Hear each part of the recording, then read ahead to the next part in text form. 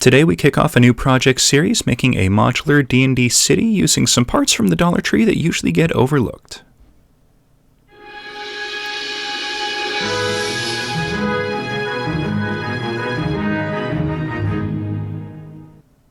So, I said some stuff from the Dollar Tree, and this is going to be them. These are some cheap little $1.25 doll houses that have a few extra parts, and the windows and the door are removable. But they're a pretty good scale. Each floor on them would be about 2.5 inches, which is perfect for the kind of scale that I'm looking for a D&D city. So we're going to use these today to make a few modular houses. Alright, so I removed all the windows and the doors, and there's a few things that we want to get rid of, like these little gables on the roof, and then there's a couple of pieces attached to the side that kind of allow things to connect to other little houses. We're not going to need those, so using a pair of cutters, I'm just going to roughly clip off all the sections that aren't going to be needed, and then I will trim those up off camera using a utility knife just to kind of make the edges a little bit more clean and smooth.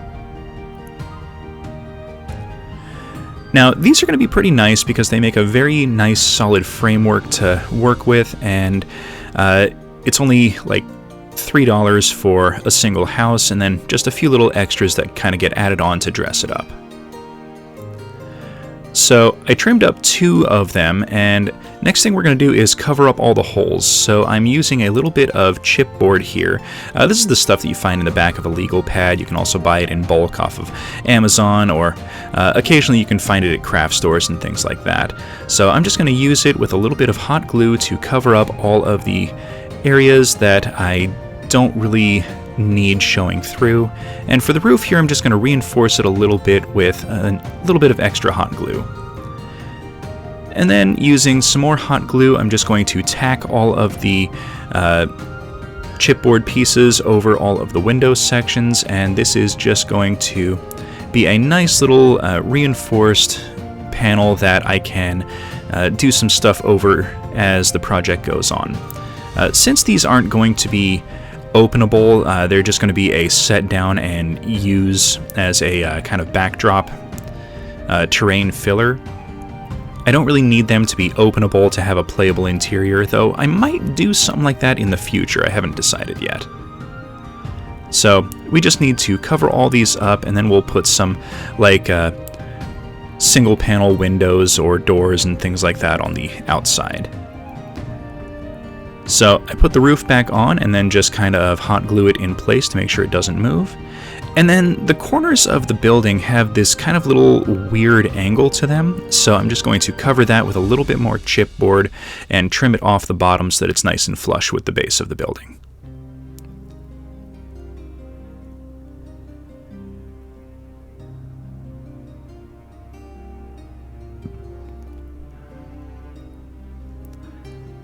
Alright, a little bit of reinforcement with a little bit more hot glue, and then I will do the rest of them off camera.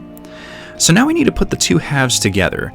Now these don't quite perfectly line up. They're a little bit bowed and kind of misshapen in a couple of places. So I'm going to use a little bit of hot glue on the inside just to kind of tack everything together and hold it all in place. And then using a little bit of tongue depressor and some craft sticks, I'm going to reinforce the top and the bottom of the build just to kind of hold everything in place and have a nice reinforced surface. Then coat the edges of my little reinforced areas with some hot glue, and then use a little bit more hot glue to fill in all of the cracks on the sides.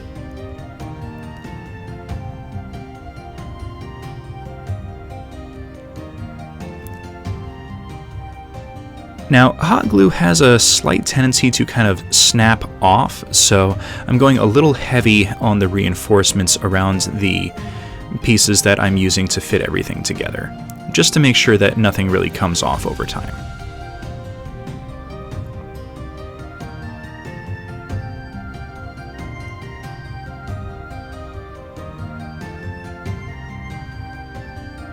Alright, so now we're going to use some coffee sticks to add a little bit of wood trim and framing around the entire piece. So what I'm going to do is do a full wrap around the bottom edge, and then do a few little upright supports to kind of look like it's holding up the roof a little bit more effectively. Now, you can do the full wraparound and then do the upright supports. I'm going to do a combination of both of them just to kind of give a little bit of variation on how everything is displayed. So what that's going to look like is there's a upright section and then there's a piece of framing in between it. Now, once I get the uprights in position, I do a little bit of trimming as needed to make sure everything fits flush, and then I will also put in a section to kind of represent the windowsill or the edge where the window is going to rest up against. Now, the side of the roof has this little kind of a corrugated section, and I thought it'd be kind of interesting to do some slight overlapping of some wooden planks, just to kind of give the impression that this isn't necessarily a section of the roof, but a section of wall panel that kind of slopes inward. And I think it gives a nice little texture. Then, using some cereal box roof shingles that I pre-made off camera, I'm going to do the kind of typical staggered formation to kind of give a nice little roof structure.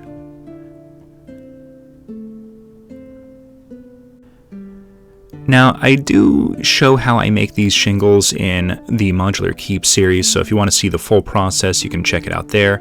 I might end up doing a full video just as a tutorial for how to put them together, so keep an eye on the channel for that in the future. But it's basically lay out a grid on some thin cardboard. I like to use a 1/2 inch by a 3/4 inch grid for that. So now I'm just going to use a little bit of coffee stick to kind of make some cladding and some cover for the edges of the roof, just to kind of disguise the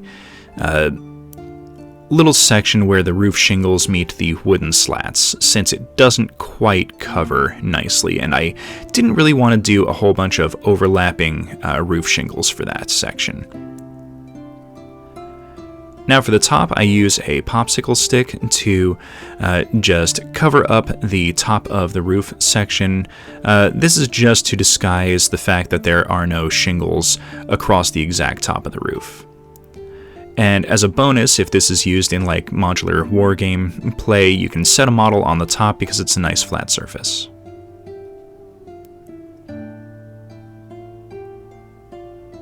Alright, so with that done, let's go ahead and paint the house.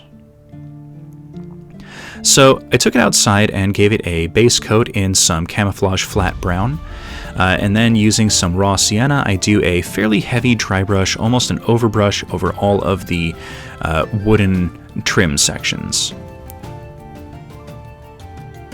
This gives it a really nice kind of wooden timber appearance.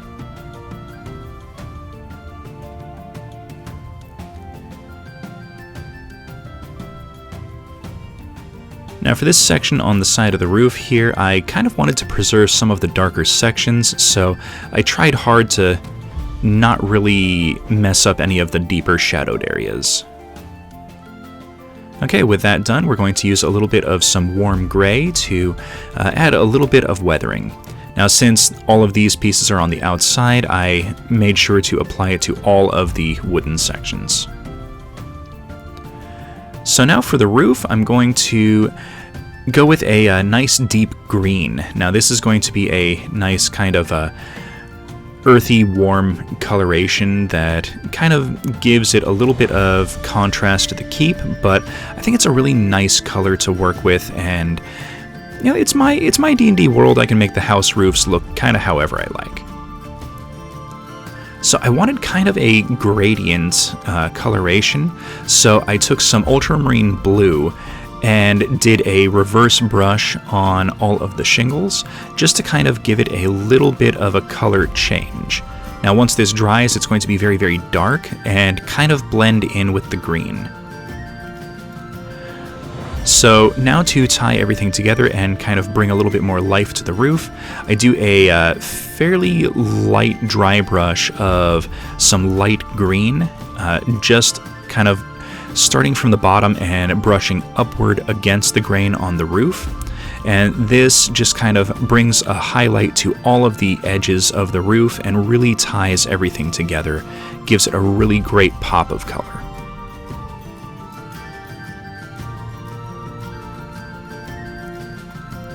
Alright, so now let's add some windows, the door, and the chimney.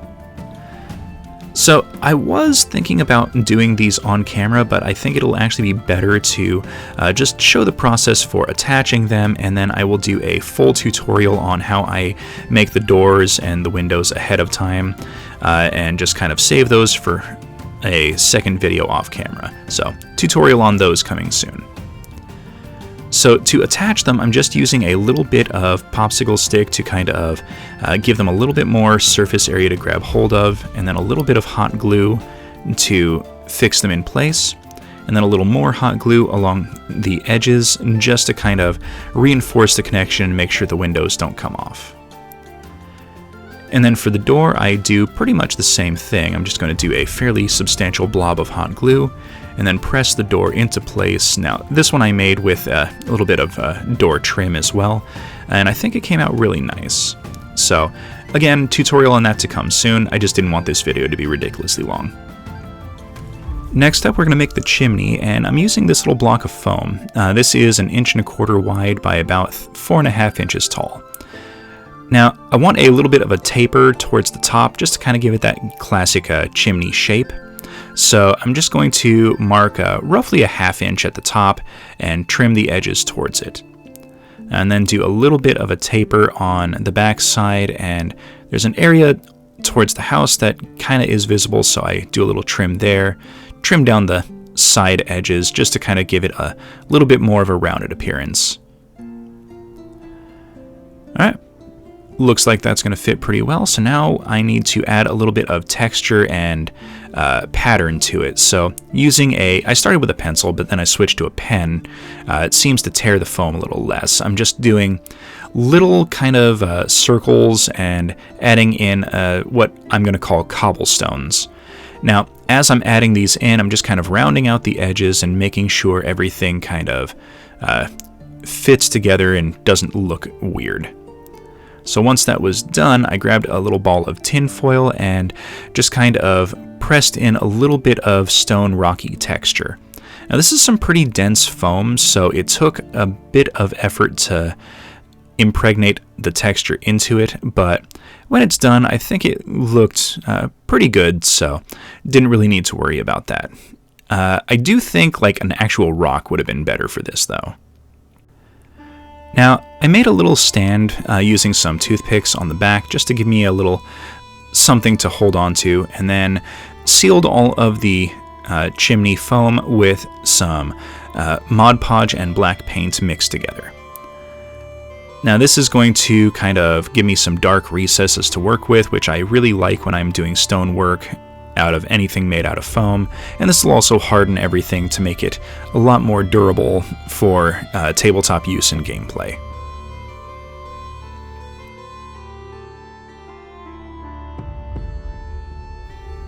Once that dried, I used some Artist Loft Gray and did a fairly decent overbrush over the entirety of the chimney.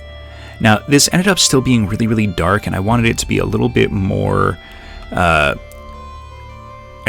I can't really think of anything to say other than I needed it to be more gray and less dark gray, so I ended up doing 3 coats of this just to kind of achieve the color that I wanted. And once that was dried, I did a light dry brush of some neutral gray just to kind of give it that little bit of extra definition and pop for all of the textured recesses.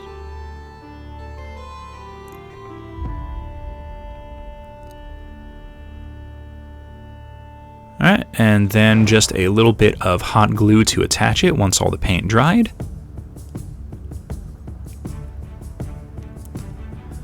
I think that looks pretty good. Alright, so now to finish everything out, I mixed up another batch of the wall filler spackle.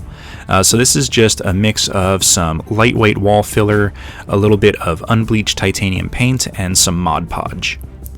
Now, I started doing it in this process order because with the paint mixed in, it's already painted. I don't need to go over it with another coat of paint.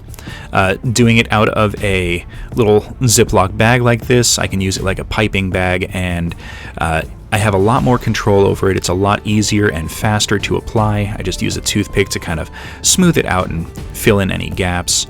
And mixing it with some Mod Podge, the Mod Podge will dry very fast and solidify everything into place a lot faster than if I was just using the wall spackle by itself.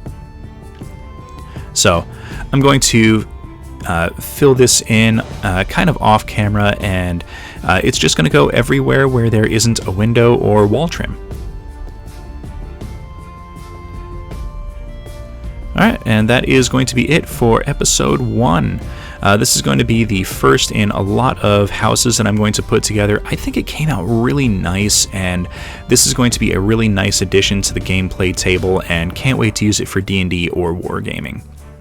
Alright, so this was episode 1, more to follow. Thank you all for watching. Hit that like button, subscribe for future content, comment in the comments section, let me know how I'm doing, how you like the series, and we will see everyone next episode.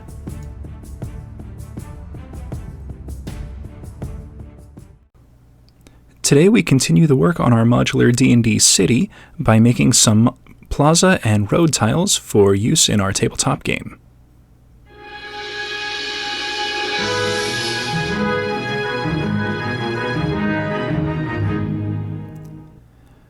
So our number one ingredient and crafting material that we're going to be using is this. This is some just simple craft foam. I got this at Michael's for, I think I paid $1.50 or $2 for this. It's a fairly good size. It's about 12 inches by 18 inches, so get a lot of real estate out of this.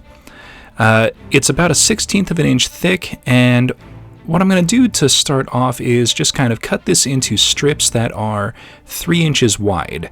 This is going to give a lot easier time kind of preparing these into textured pieces in the next step. So I'm going to cut a bunch of these, and then we will be right back.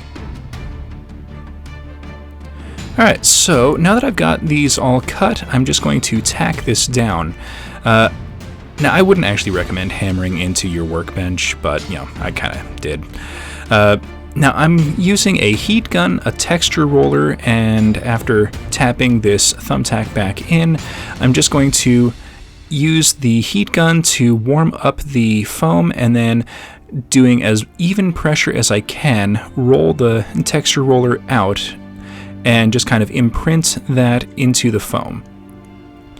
Now, once this gets heated up and the texture is rolled onto it, as long as the foam doesn't go above like 150 or so degrees, the texture won't come out, and it'll just kind of be there forever.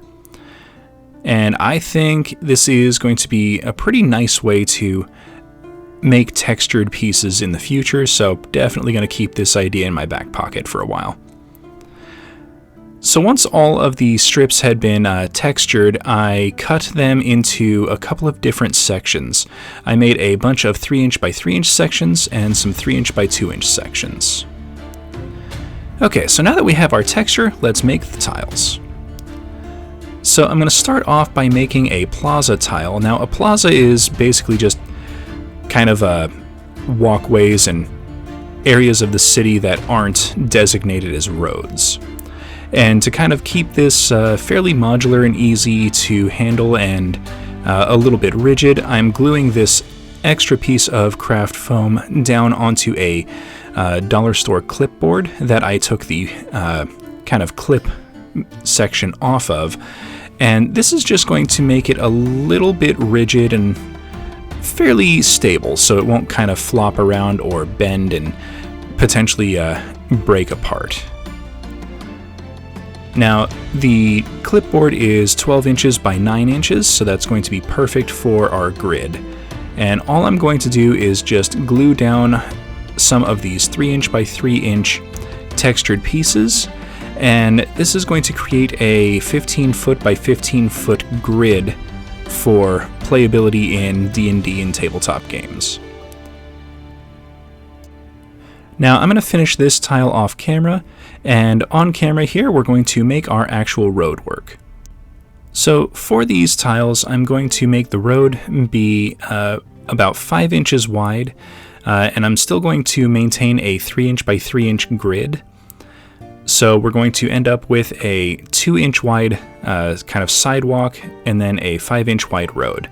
Now for playability terms, that's going to be a 10-foot wide sidewalk on either side of the road, and the road itself is going to be 25 foot, using the 1 inches 5-foot measurement. Now for the sidewalks, I'm going to glue down a few strips of 1/4 inch thick craft foam that I got from Michael's. It's pretty cheap stuff. I think I paid $1 for a couple of pieces and just kind of trimmed them down to size. Then using the 2-inch by 3-inch textured pieces that we made earlier, I'm gluing those down to maintain the grid work, and this will just kind of create some nice texture for the sidewalks. Now, any areas that kind of have a little bit of a raised edge or a gap after gluing these down, I'll just kind of go back and apply a little bit more hot glue under the edge to make sure everything is held down kind of securely. So once our sidewalks are in place, we can start prepping the sunken area to kind of accept some texture. I'm going to go with a fairly even coating of tacky glue across a kind of small section of the sunken area. Now, if you're using just kind of like regular PVA glue and not tacky glue, you can probably go a larger area, but I want to make sure that the glue doesn't start to dry, and to make that easier for application, it's just a small section at a time. Once the glue has been laid down and I have the area coated that I want, I covered it with some of these little glass beads that they're intended to be filler for like flower vases and things like that. I found these at a craft store on clearance, and they make excellent little cobblestones. So once they've been kind of laid down, I'm just going to smooth out the pile and remove any extras. So anything that kind of sticks to my fingers as I kind of tap it around, I remove until I have just a single layer of little cobblestones. Now, fair warning, if you do this, you're going to get a ton of glue on your fingers, but there's really no way to avoid that. Even if you kind of pick the piece up and shake it off, there's still going to be a few that are stuck on that you're going to have to remove manually.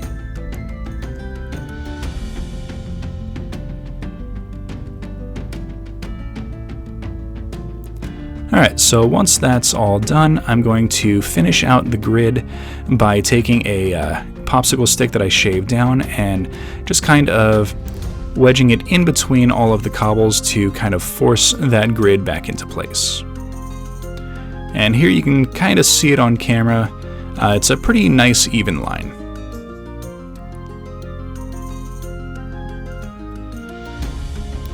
Alright, so now I think it's time to do a little painting. Okay, so I took this out and gave it a coating in flat brown from Krylon spray paint.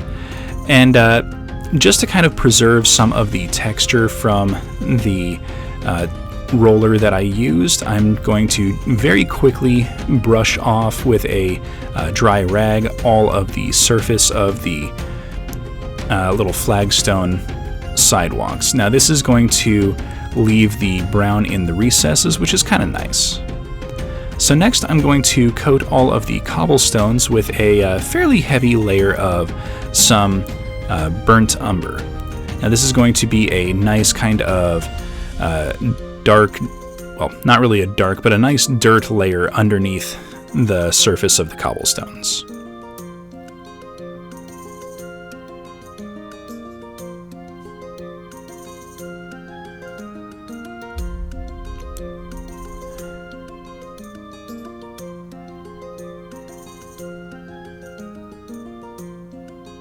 And once that's done, we can kind of let that section dry and do a little bit of an overbrush of some Artist Loft Gray on all of the flagstone.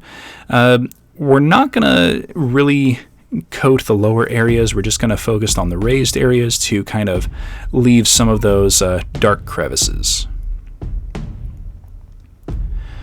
And then once the cobblestone had dried, I did a fairly substantial overbrush of the same Artist Loft Gray onto all of the cobbles. Now, I didn't really let the cobblestone dry from the burnt umber all the way, so I ended up doing 2 coats for this. So once that was actually dry, I went back and grabbed some neutral gray and then did a kind of medium dry brush over all of the cobblestones. This will give it a nice kind of little highlight and help pick out the raised areas of the sunken section of the road.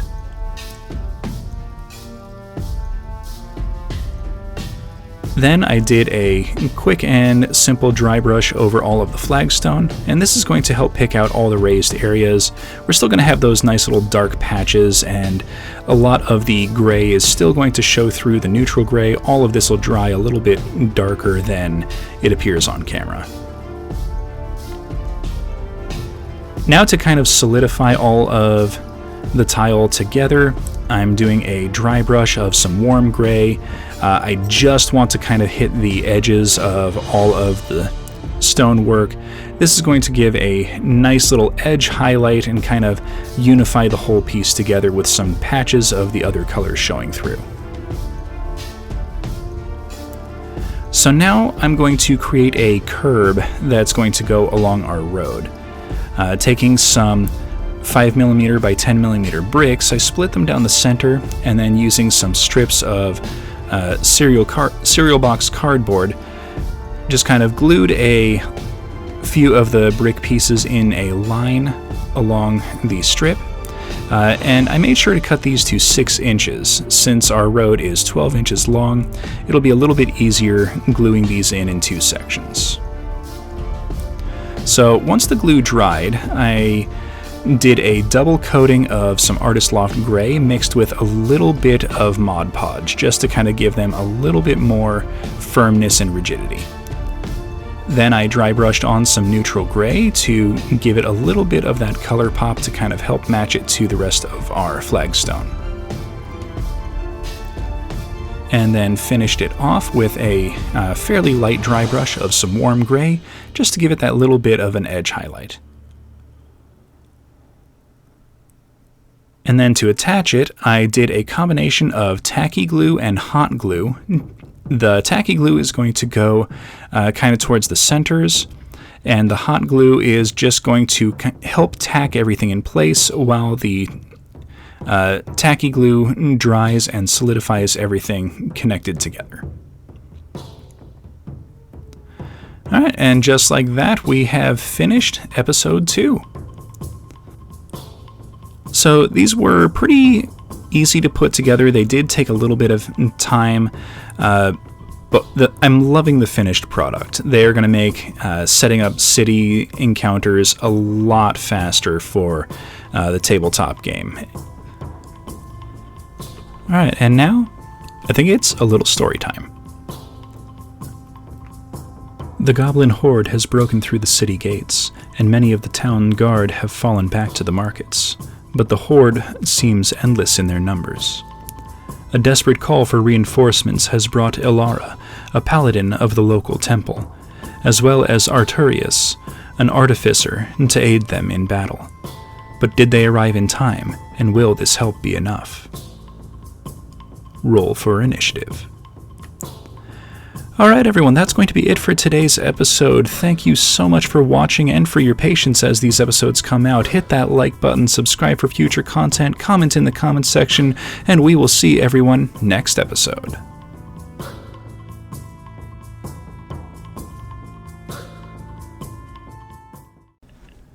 In today's episode, we continue our modular D&D city with another version of the Dollar Store Medieval House.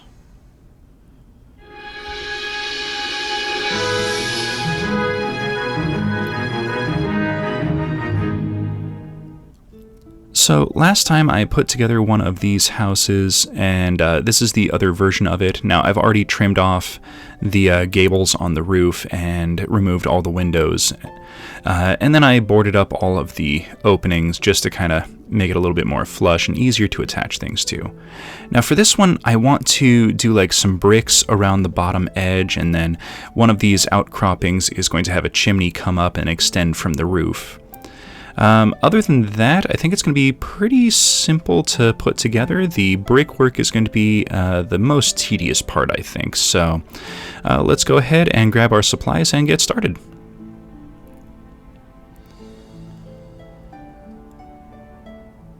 So one of the first things I needed to do was actually remove this little framework around the door. And I'm going to do this on both sides. It's just going to really get in the way when I'm trying to insert the brickwork and attach things later on. Alright, once that was done, it was time to start adding in the brick layer.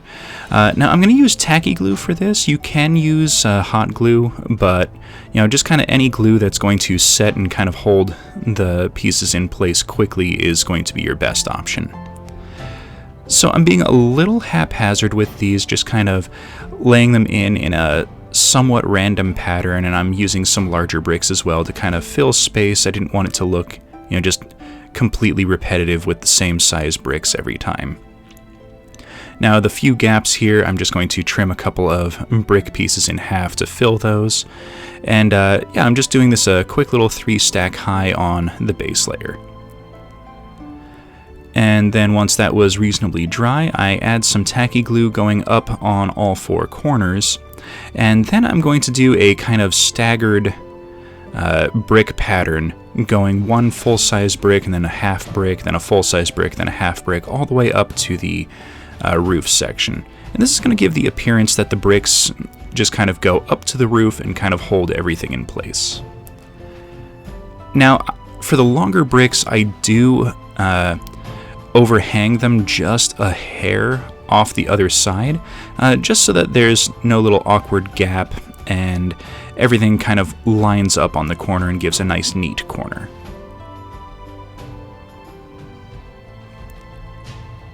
Alright, and that's going to have to dry for a little bit. So while that's happening, let's go ahead and kind of place out our chimney. So I'm going to lay in a little bit of some tacky glue, and then using some full-sized bricks, I'm going to fill in this window. It's a little bit recessed, so the full-sized bricks will kind of match up with the half-sized bricks that I've cut down the center that I've been laying around the outside. And again, I'm just kind of going a little haphazard. Later on, I decided that this was going to actually be an underlayer, and then I put some more bricks on top of it to kind of make the chimney a little bit more exaggerated, but as I was laying these in, I hadn't really considered that, so I was putting them in as though this was the finished chimney.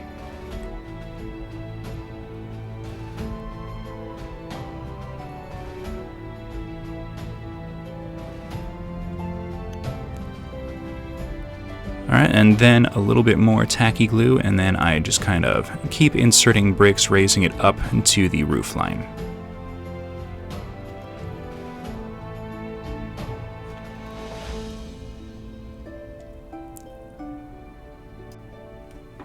Alright, while that was drying, I decided to add in some of the roof pieces. Now, using some of the same strips of roof tiles that I've made before, I just kind of pulled them apart a little bit to kind of give them a little bend, and that's going to make covering this one little kind of diamond-shaped, dome-shaped section of the roof a lot easier.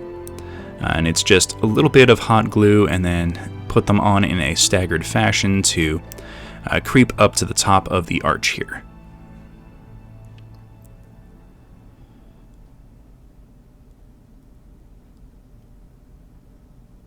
Now, once these are all dry, I do take a utility knife and trim the edges of them just to kind of make the next step a little bit easier. And then I started putting in the regular roof tiles, and this is just going to be a fairly simple repetition of doing a measure, tear off extra section glue in place, and it's just a staggered formation.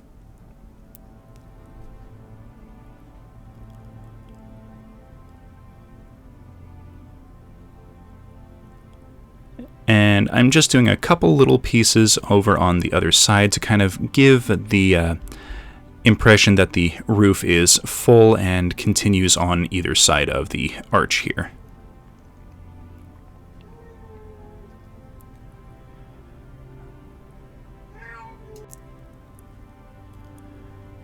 Now once it gets to the top, I take another strip and just kind of give it a little bit of a bend crease down the center, just to kind of wrap around the top of the roof here. And then again, trim all the extras off the sides to kind of make it nice, neat, and flush. Now, our corners here need to be covered up, so I'm just taking a few single shingle pieces and giving them a bend down the center line. I use them to kind of create a nice little covering for all of the exposed areas of the roof. Now, I know in the previous house video I did the corners and the two short sides of the roof in wood planks. I wanted this to be a little bit different. Maybe it could be explained that this is a slightly higher class building, or maybe it was built later on in the city's construction when they had more resources available. You know, it's just kind of whatever you want to describe it as. Alright, so now that the roof is in place, we can go ahead and finish out our chimney. Like I said, I hadn't really planned on this, but after the roof was in, I decided, you know what, this really kind of needs to be a little bit more exaggerated, a little bit larger. So over all of these, I'm going to call them foundation bricks, I just started laying in a few more full-sized bricks to kind of accentuate the chimney and give it a little bit more volume.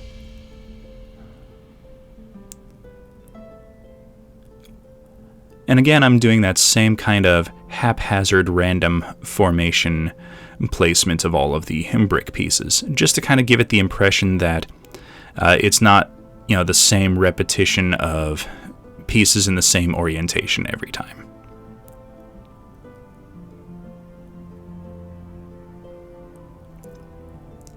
And if you do this for every building that you put together, it will be a little bit time consuming, but it'll give a very, very nice handmade look to everything. And I'm going to be honest, I kind of like that.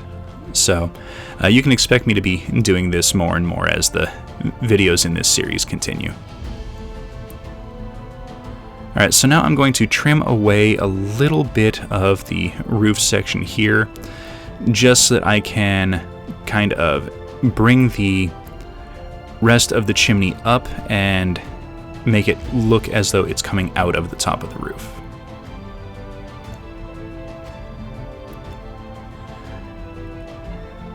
So once I got the upper section of the chimney started, I took another couple of bricks, trimmed one side at a little bit of an angle to match the roof, and then glued them in place.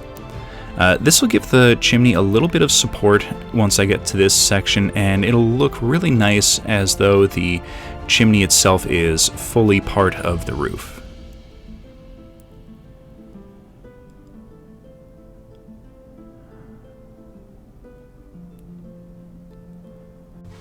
Alright, now that that's dried, we're going to go ahead and start our painting.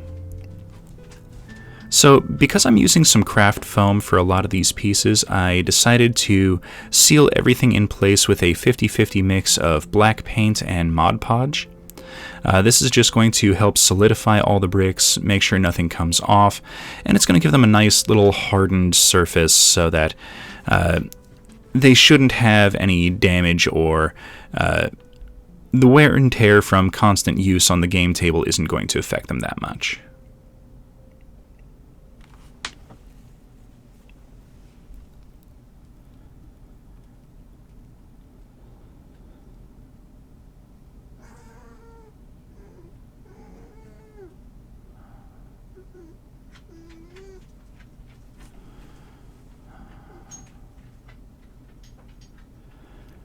And then for the roof, just to kind of give it a little bit of a unified base layer, I did some unbleached titanium in just a single coat on all of the roof tiles.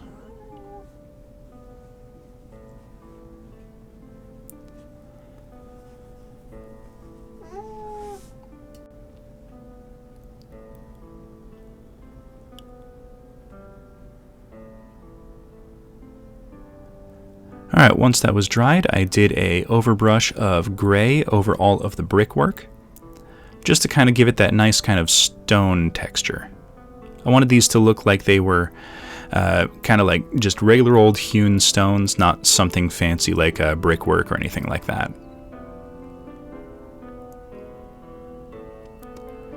And then once that was dry, I did a dry brush of some neutral gray just to kind of bring out some highlights.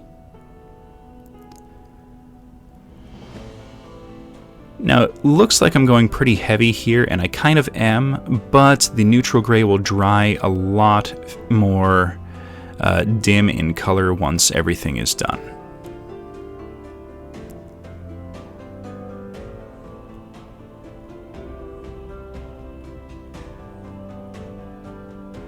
Now, I should have painted the roof before doing this dry brush, but, you know, live and learn kind of thing. The dry brushing would have been able to cover up any of the little paint spillovers from the roof onto the brickwork. And speaking of the roof, we're going to do a couple coats of deep green on all of the roof tiles. I ended up having to go 3 coats just to make sure that everything looked uniform and there wasn't any of the titanium color showing through.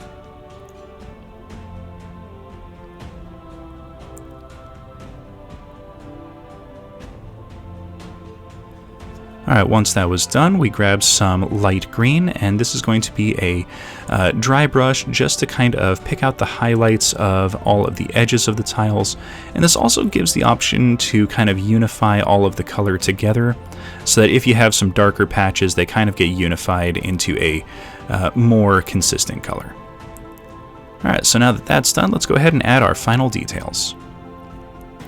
So in a previous video, I promised that I would have a video showing how to make the little attachable doors and windows, and that video is coming. Some time just kind of got away from me this last week, but you can expect that video next week. So here I'm just kind of adding in a few windows on the front along with the door, and for the side pieces in the previous video I used some longer windows. Here I decided to go some double windows just to kind of add some variance. And then on the back side with the chimney, I decided for one long window. Again, just for a little bit of variance. I don't want all the houses to look exactly the same.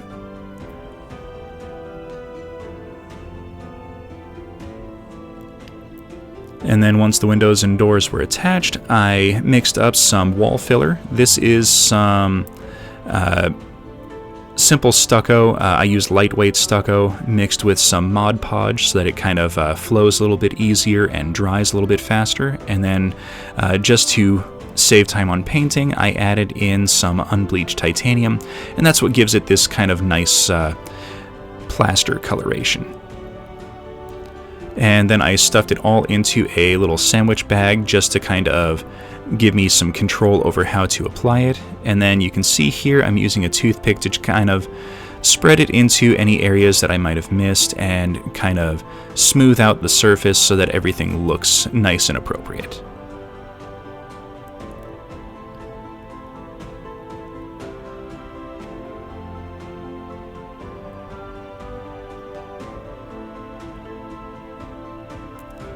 Alright, and once this is done, everything is set. It just takes about a day for all the things to fully dry, and we are finished with episode 3. Alright, thank you everyone so much for your patience as this video was coming out. It was an interesting one to put together. I like how it looks a little bit different from the original one, and I'm definitely going to be doing a few more of these for my table. Alright, so thank you all for watching. Please hit that like button, subscribe for future content, comment in the comments section, and we will see everyone next episode.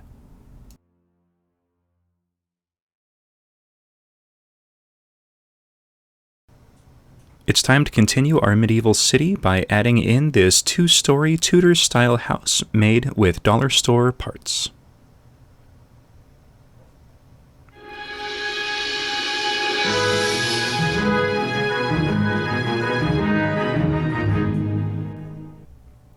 So to put this together, I'm going to be using these. These are some dollar store doll houses. They come in a single half, so I bought 4 of them. So right now the total cost is about $5. I've sealed off all of the windows and doors on one of them, and then we're not going to use the roof on the second one. This one's going to be our ground floor, but I did seal off all the doors and windows on it, and then attached both the halves together.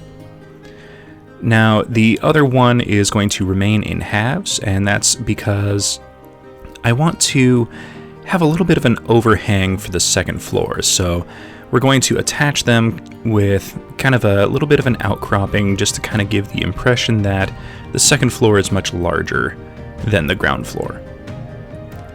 And that's going to be done on both sides. You could definitely do this just on one side, but I kind of want to have a extended second floor on both sides of it, so might do a different one as a variation off camera. But, I think it's going to be a pretty good setup. So let's go ahead and start putting the framework together. So to create the overhang, I'm just going to apply a little bit of hot glue and press the second floor section down onto the first floor, and then seal any gaps with the hot glue.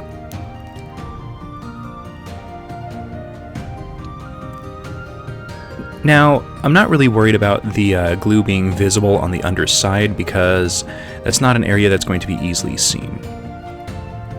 Now, once I've got the second piece attached, I'm going to need to patch the holes that are left in between the two halves. So I'm going to take a few of these craft sticks, and after measuring the distance between the two sections, I'm just going to cut a few pieces to kind of be used as little gap fillers.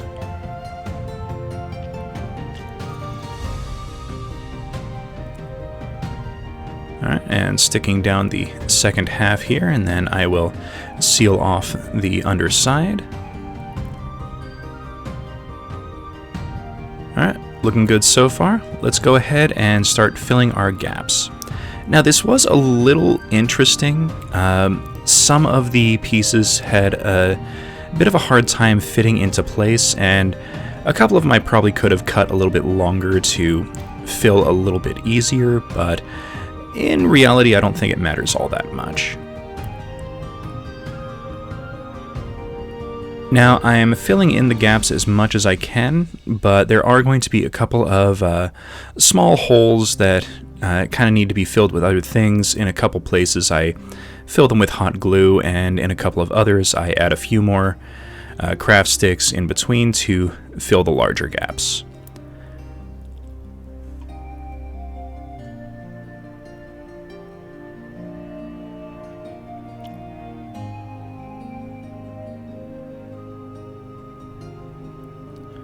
Alright, so now that our patchwork is done, let's go ahead and start adding our wood trim for the Tudor style. So I like to start on the ground floor for these kind of things because I like having the support beams that I place in kind of continue up onto the second floor. So I'm just going to kind of frame out and attach pieces where I think support beams are going to go, and then do a few cross beams and things like that, just to kind of give a nice impression of some extra trim and detail for some woodwork. And you can go as crazy or as conservative with this as you'd like. I'm going to add a few little diagonal pieces, and in an actual house these pieces would kind of be there to help give support for the corners of the roof and the second floor and things like that.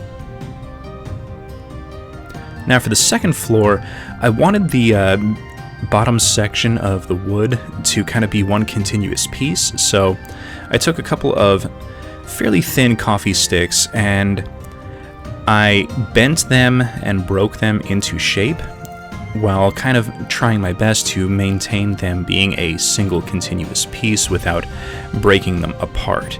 And I think the result was really nice, and it kind of gives a impression that the wood was kind of shaped into position to hold the house together. And any kind of small breaks and things like that are just going to add a little bit of extra detail and extra character.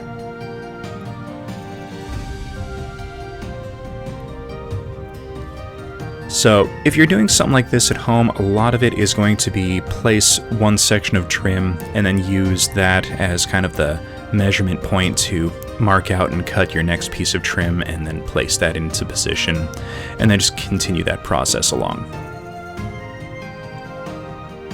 And occasionally, like here, you measure a little bit incorrectly and you've got to do a little bit of trimming on the fly.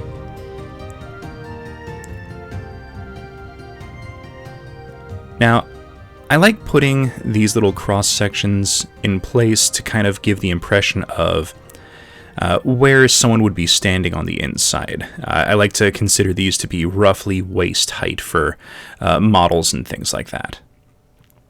Now, I'm not building a playable interior for this one, but as a dungeon master, I can kind of describe it as, this is the narrative of this guy is standing here, he's about this tall. And you always kind of want to make sure to leave space for windows if you're going to be placing some in at a later date or a later step. So here I am doing a couple more cross pieces, but I'm leaving a space in between them so that I can put a small window into place once everything is set.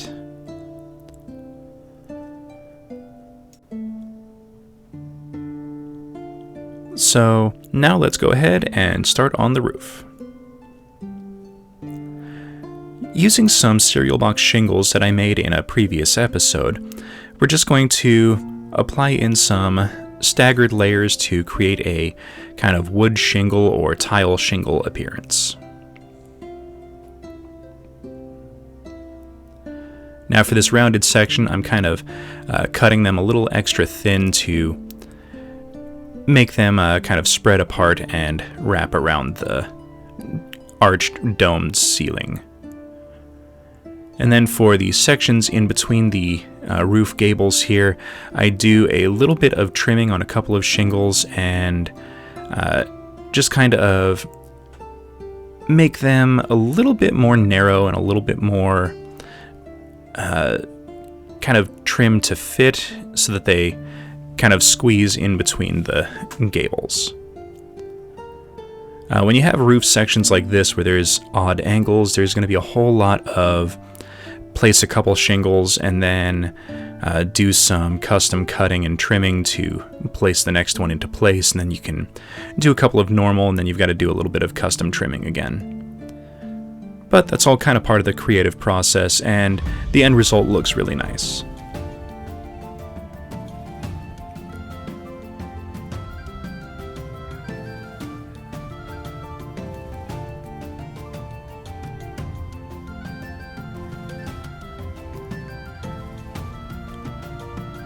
Alright, so that looks pretty good for in between the gables. So now we can kind of add in a few more shingles on the sides. Still going to need to do a little bit of trimming. And we can kind of match this up to the rest of the roof.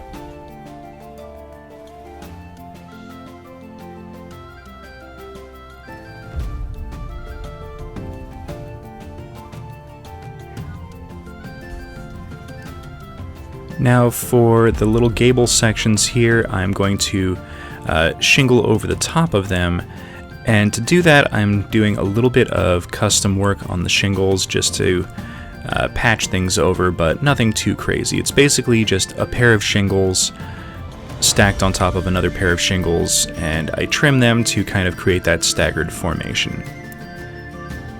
Now, I considered for a while doing a massive overhang of the shingles to kind of wedge a window into place underneath them, but I couldn't quite get it right and make it look good with everything, so I decided in the end to just kind of leave the gable kind of trim as it is, fill in a little bit with hot glue, and then in a later step, I kind of make a custom window to fit into this spot.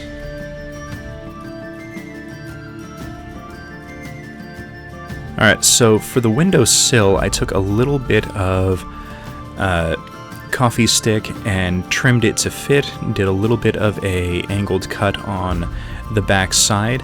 This will kind of prevent it from getting stuck on any of the hot glue and prevent me from having to reach in and do a whole lot of trimming with a X-Acto blade or anything like that. So we have this huge open section on the roof, and I think we're going to need to cap that. So it ends up being roughly 5 inches by 3 inches in size. So I'm going to take a small section of chipboard, and I'm going to just kind of trim this down so that it will all fit into place and cover the large opening. Trim a little bit of the shingle off, make sure everything is flush. And then a little bit of hot glue to tack it down, and then I'll use a little bit more hot glue to fill any gaps. Alright, so before we move on to the rest of the platform on the top, I'm going to use a few single cut shingles that I've kind of bent around a glue stick, and these are going to be to cover up the corners of all the roof sections. This is just going to hide any of the exposed dollhouse roof.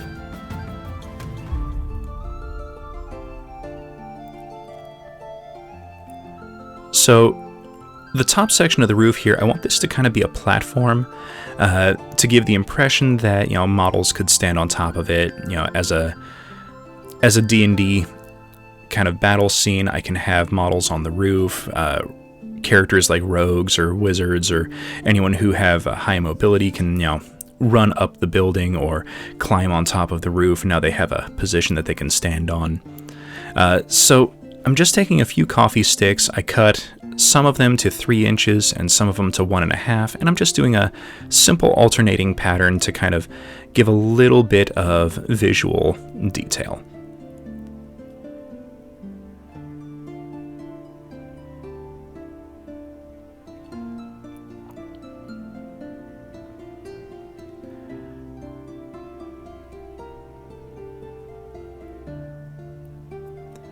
And then to hide the seam where everything comes together, I add a few more shingles. Now these are pretty simple. They're just single shingles that have been bent around the edges to kind of hold everything together. And this will also add a little bit of reinforcement to the platform.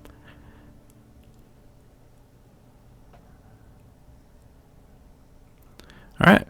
So now let's go ahead and get some painting.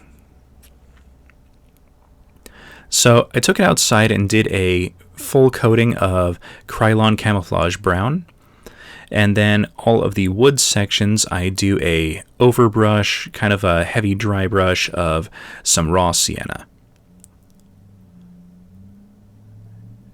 Now the exposed plastic for the gables I also painted in this, just to kind of give the impression that, they're made of wood and that's just an extra little exposed wood section without me having to glue a whole bunch of stuff down over it.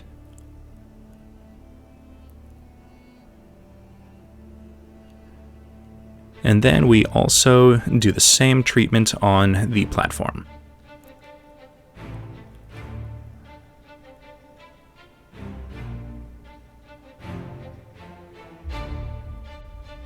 Then to add a little bit of weathering, I use some warm gray from the Master's Touch paints, and this is going to just be a pretty light to medium dry brush over all of the wood trim.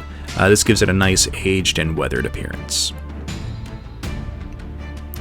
So now for our roof, we're going to do a full coating of some deep green from Artist Loft. This is going to kind of be our base coloration.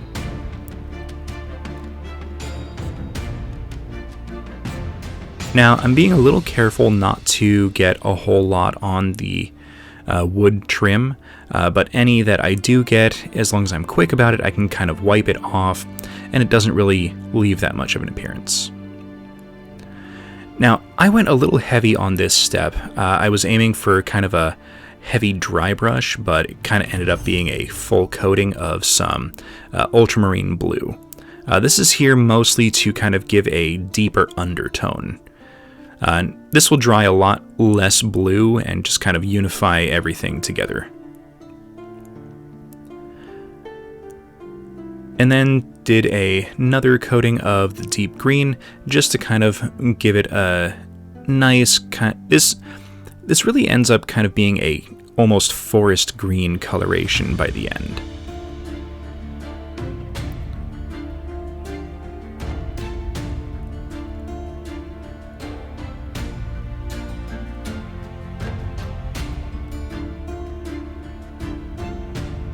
Alright, and now that that's all dry, we're going to do a dry brush going from the bottom up of light green. This is going to give a little bit of a highlight to all of the edges of the shingles. Now this will dry a little bit dimmer in color, but the effect will still be the same. This is going to look really nice once it's dry. Alright, so now it's time to add our final details. So let's start off by adding in our windows for the gables. I took the same aluminum tape that I've been using in this series and I trimmed it to fit into the gable section. And then I will cover it with a little bit of some metal ducting mesh, and that will be our window section. Now for this little outcropping, I wanted to create a bay window, so I attached 2 windows on either side of the dollhouse window, and then taking one more window, I trimmed the back to kind of be at a little 45-degree angle cut, and then used a little bit of hot glue to kind of glue it floating in place in between the other 2 windows. And then I will fill in behind it with a little bit of hot glue just to give it a little bit of extra support. And now on the ground floor, I attach the door into place in the little open section that I left.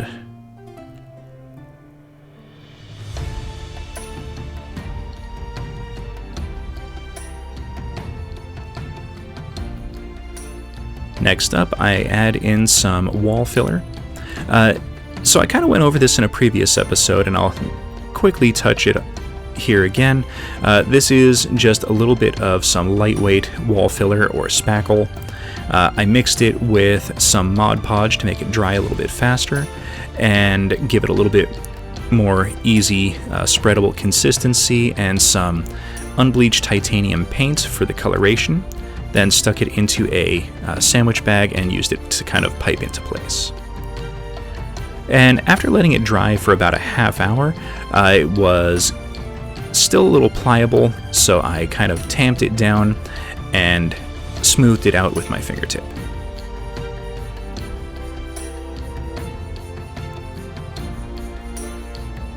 Alright, and just like that, episode 4 is finished. So here we are with the finished product. I really like how this came out. It's going to be a great addition to the little city and help set up a whole lot of narrative scenes. So thank you all for watching. Please hit that like button, subscribe for future content, comment in the comments section, let me know how I'm doing, and we will see everyone next episode.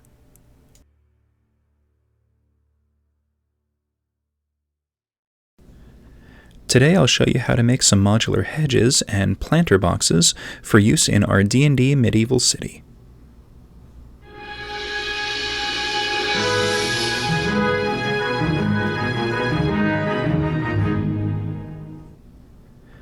So to get started, we're going to need some large craft sticks. I got these from Michael's, some popsicle sticks or small craft sticks, and some aquarium filler.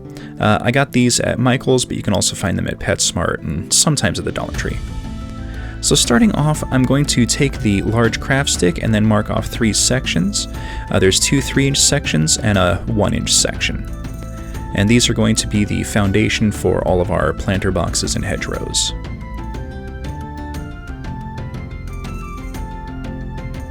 Next, we're going to need to cut off a few sections from our small popsicle sticks.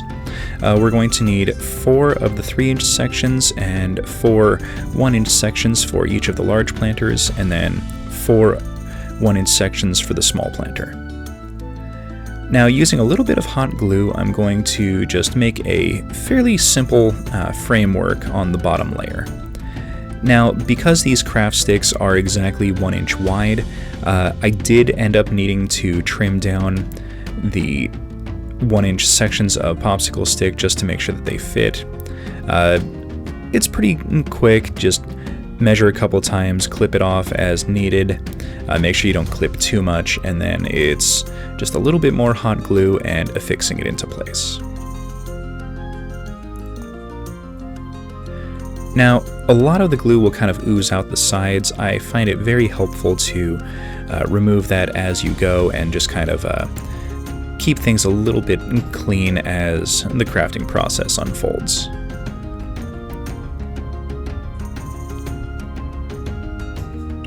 Now, as you can see, it's taking me a little bit of time to remove all the glue that is kind of oozed out. That's because I let it solidify, and that actually made it a lot harder to remove. If it's still a little warm, then it's a lot easier to take off.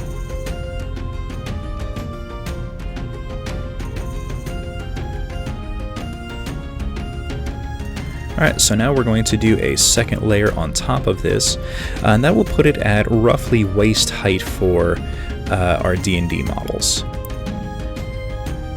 Now, to kind of make it look like there's a little bit more of woodworking involved in the process, I'm reversing how these are put together. I'm using slightly thinner or slightly shorter of the long pieces and full-sized of the short pieces just to kind of give it a staggered box appearance.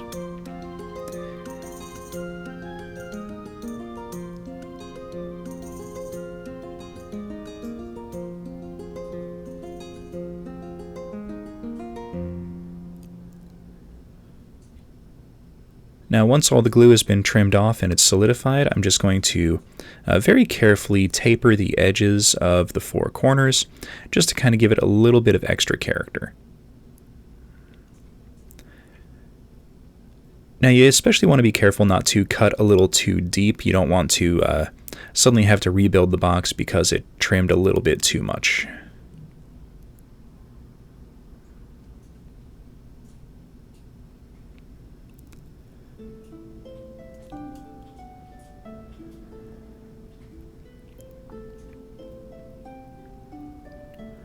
Alright, so now for our small planter box, I trimmed all 4 of these pieces just a little bit, and we're going to just very quickly glue them into place. And this is going to be a quick, simple little planter box.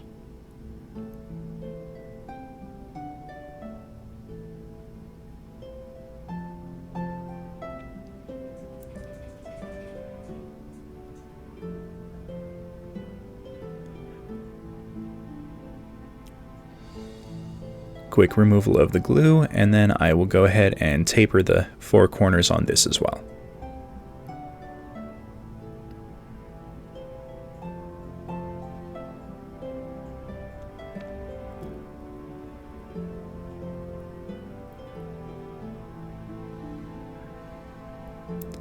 Alright, nice, simple, and easy, and now it's time for some painting.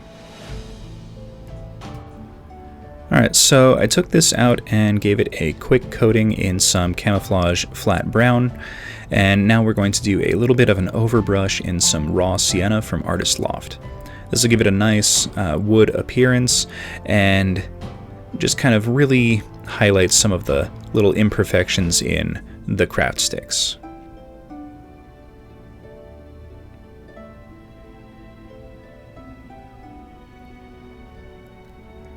Now for the taller boxes here, I'm not going to do any painting on the inside, just the top rim.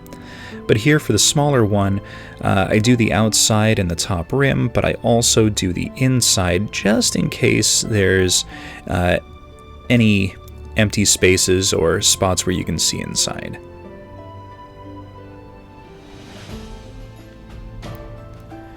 And then I give all of them a quick weathering with some warm gray from Master's Touch, just because these are all going to be set in an exterior place whenever I use them on the table. I want them to have that appearance that they've, got that age and weather-worn look to them.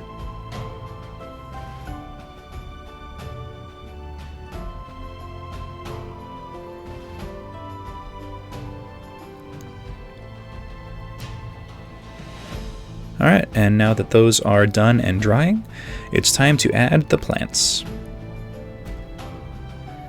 So the first type of aquarium filler we're going to use is this. This is kind of like a little bush.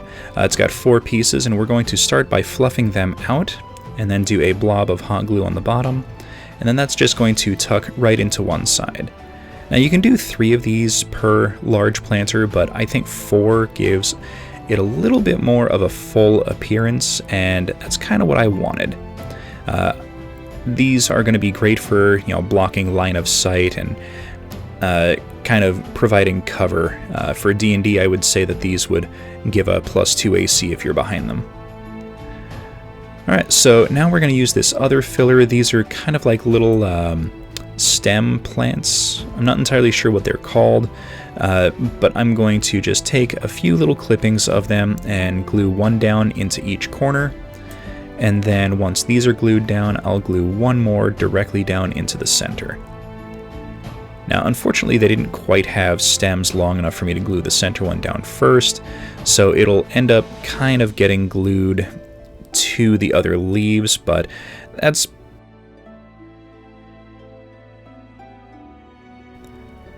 And just like that, we are finished. Alright, so that was a quick little episode today, but you can see that they are pretty quick to put together, and I like how they can be used to kind of fill out a scene, add a little bit of color to a otherwise empty city. So thank you all for watching. Please hit that like button, subscribe for future content, comment in the comments section, and we will see everyone next episode.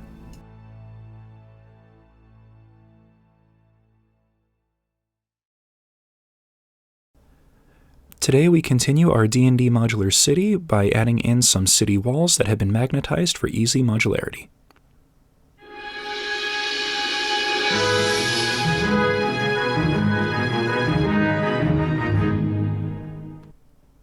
So the main portion of our build today is going to be using this. This is some, I don't know what exact type of foam it is. I get it from Lowe's. You can also find it at like Home Depot or hardware stores or home improvement stores.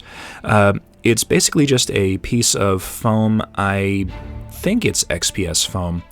I buy it in a 2-foot by 2-foot sheet for like $8, and it's really useful for a whole lot of different builds.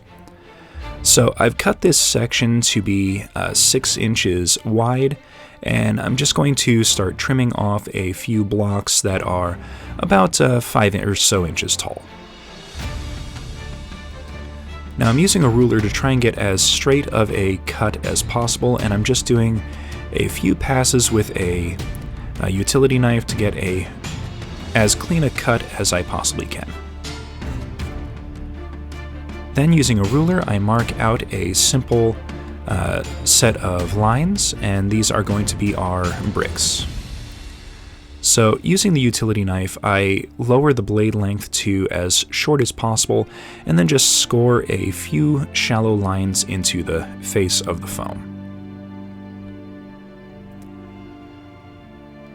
Then lining it up with the matte grid on my desk, I carve in a few more lines alternating every row, just to make some fairly simple bricks. Now these ended up being about 1/2 inch tall by 1 inch wide. I wanted some fairly large bricks to kind of look like massive stone blocks that have been used to make the city wall. Then using a pencil, I exaggerate all of the lines to kind of deepen the grooves and make them a little bit more noticeable.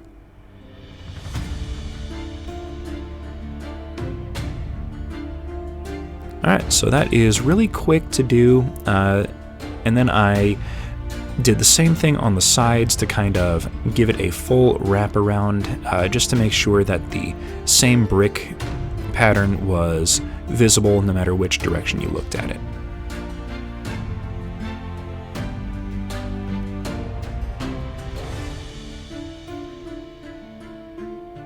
And again, exaggerate it with a pencil.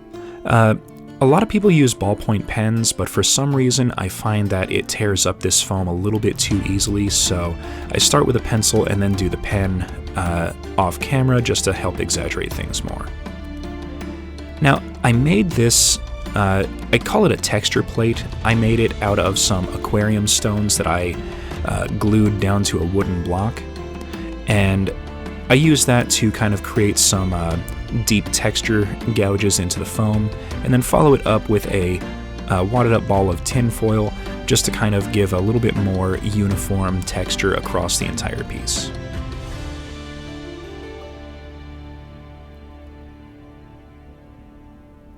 And now I'm going to seal in the foam just to make it a little bit more durable and a little less likely to become damaged during gameplay. This is just a simple 50-50 mix of some black paint and some Mod Podge. So it's nothing really fancy, I'm just trying to get it as deep into all of the lines as possible to kind of seal everything in and prevent any damage or wear and tear. So next up we're going to add our magnets, and I really should have done this before sealing everything in, but oh well. So using a roofing nail, I'm just going to kind of make an indentation where the magnet and a thumbtack are going to go. Now the idea for this is I'm going to recess them in so that they have as little protrusion as possible. Now the idea I had was to alternate the placement of the magnet and the thumbtack. So if the magnet's on the bottom on one side of the wall, it's going to be on the top on the other side. This will ensure that I never have to worry about the magnets not lining up with the tack on the next wall in the sequence. So as you can see here, I didn't really create a deep enough depression for the magnets, so it just kind of stuck out a little bit. And then I just kind of coat the whole thing with a little bit of hot glue. So here I've got a couple of magnetized sections, and you can see they click together quite nicely, and while they're not perfect, they will hold together during gameplay and I won't really have to worry about them coming apart. Alright, so now let's go ahead and paint the walls. So I'm starting off with just a pretty simple overbrush with some Artist Loft Gray. This is going to kind of coat the highest levels of the piece and really maintain the darker sections from the grout lines and things like that. And it's also going to cover up the magnet and the thumbtack just a little, but they're still going to be visible, which ended up being kind of nice. Then I'm doing a kind of heavy dry brush with some neutral gray. This is going to pick up all of the highlights and just kind of give it a little bit more of a rocky stone texture.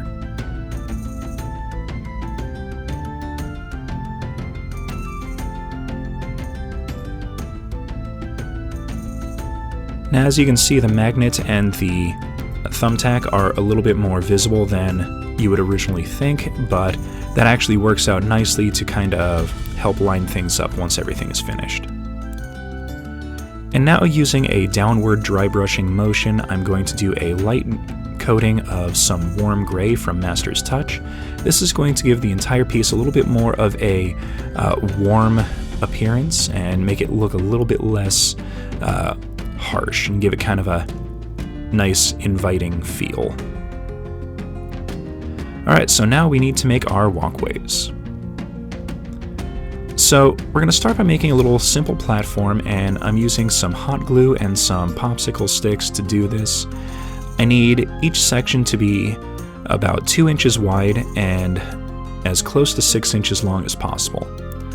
Now, popsicle sticks are a little imperfect, so they don't all quite end up being 6 inches long, but that's okay. We can kind of make that work. So once we've got our sections done, I pry it off of the mat, clean up as much of the glue as possible, And as you can see, it lines up reasonably well with the top of our wall. So I want this to sit kind of centered on the top of the wall, so I'm just going to use my mat and do a simple little line. And then using some barbecue skewers, I'm going to place these on the bottom. And this is just going to be a little bit of a guide to make sure that I can line everything up correctly on the top of the wall when I attach everything. And this is also going to give some extra support for the walkway to make sure nothing kind of breaks apart while I'm working on it.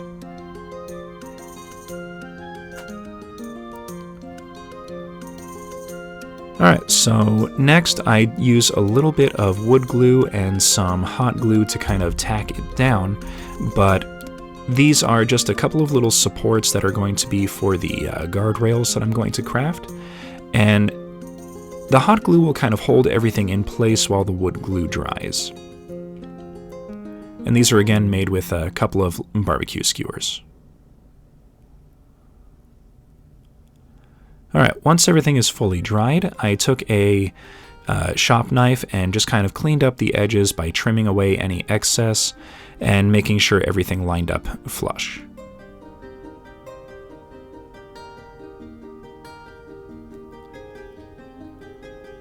Now, if you happen to do this, make sure you're using a good knife for it and be very careful that you don't cut your thumb. So now to make the guardrails, I'm going to make a kind of alternating pattern. Again, I need this to be about 6 inches long, so I'm going to go one section at the very end that's tall, and then a couple of short sections, then a couple tall sections, a couple short sections, and I'm just going to keep alternating that. The tall sections are 1.5 inches tall, and the short sections are 1 inch tall.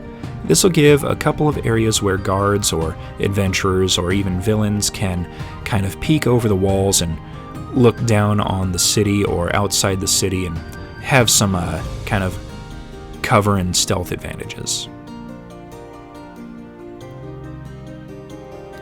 And then to attach it, I'm going to use the same method of a little bit of wood glue and then some hot glue to tack it down and hold it in place while the wood glue dries.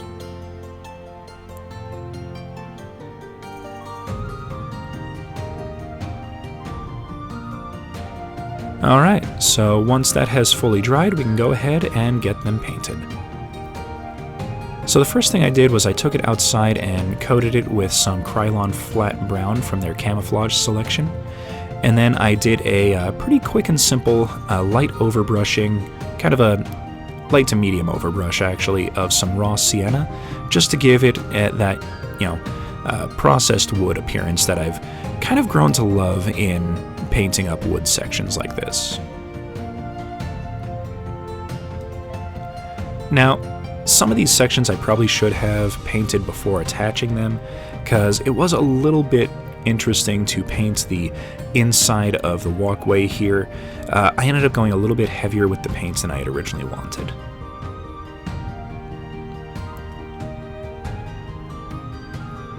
And once that's dried, I took a little bit of warm gray and did a light to medium dry brush over the entire surface just to give it a nice aged, weathered appearance. Since these walls are going to be exterior only, I really wanted them to kind of show some wear and tear and some rough edges to them. Alright, so now we need to assemble everything together. So first thing we're going to do is attach our walkway to the top of the wall. And I made some of these little supports that are going to go on the bottom once it's been attached. So to put the wall together with the walkway, it's just a simple application of some hot glue. Make sure everything is lined up while we still have some malleability with the hot glue.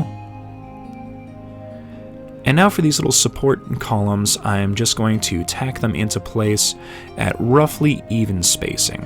And this is not really anything supportive, it's more decorative than anything else, but it really kind of gives a little bit of extra something to the walls to make sure it's not just a plain wall with a wooden walkway that kind of looks a little exaggerated. And the supports are nothing special, they're just a couple pieces of barbecue skewer that I glued together and then painted the same way as the walkway. Now, it's a little top heavy. So in order to fix that, I made a couple of these. These are just a couple of little triangles of foam, which I scribed and textured the same as the wall itself, but a slightly smaller grid. Now I'm going to glue them into place about 1.5 inches in from either end with a little bit of hot glue. And to do it, I'm just going to press both of them down onto the mat and then press them together. That way I'm sure that everything is flush with the table and it's not going to wobble once everything is attached. Now it's not perfect, but it makes it way less prone to tipping over, and it's a quick and easy way to get a little bit of extra texture. And just like that, episode 6 is finished.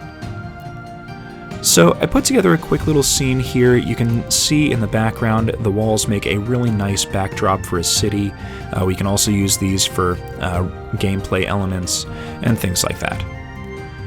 Alright, and that is going to be it for today. Thank you everyone for watching. Please hit that like button, subscribe for future content, comment in the comments section, and we will see everyone next episode.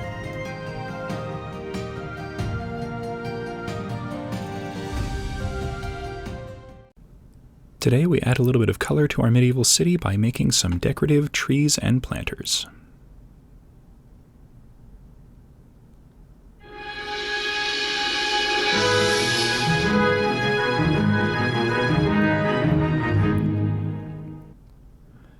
So for this, we're going to use a couple of these. These are little craft sticks that I got from Michael's. We're also going to use some leftover scrap 1/4 inch foam that I had laying around. A few foam bricks that I've made in a previous episode. These are squares. And some pipe cleaners. This is going to be the trees. And a lighter, which I'll show you how I'm going to use later on in the video.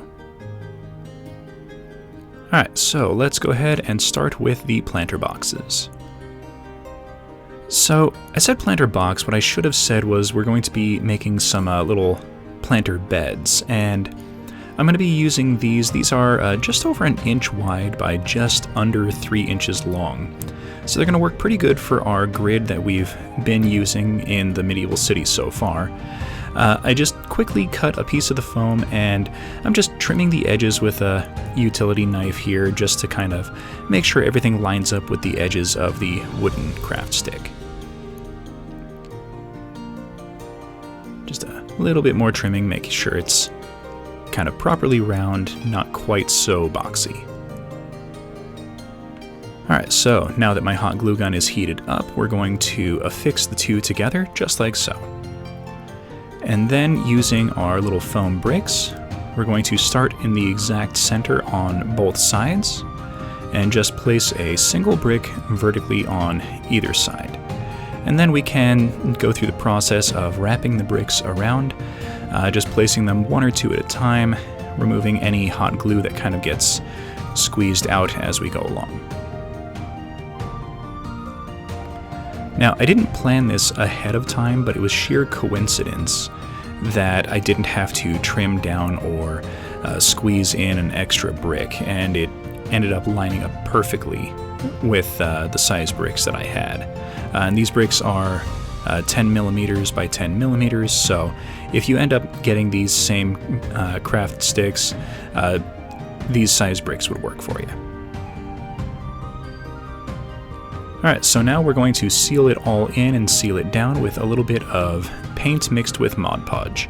Now I'm using some Mars Black just so that I can really maintain any of the shadowed areas and kind of keep that dark recessed crevice look that I kind of like with all of the bricks and stonework that I've been doing.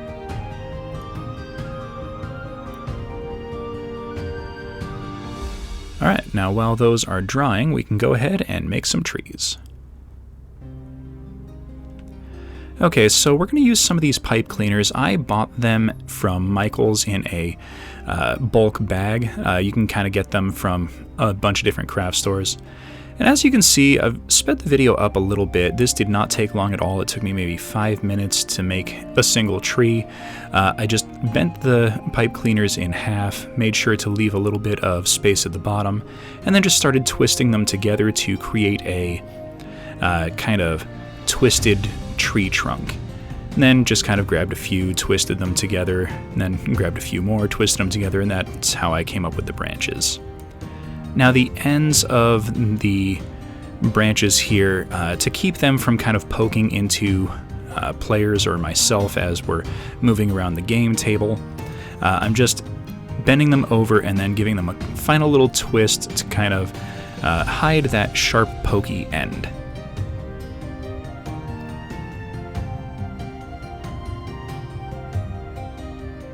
Alright, and now we're going to use our lighter in a very well ventilated place to melt all of the little fuzzy bits off of the pipe cleaners.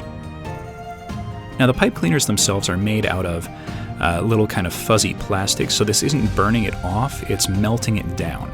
And what you end up with is a really nice, fairly rigid structure that looks remarkably like a tree trunk, with a neat little pattern on it. And there we go, a quick, simple little tree.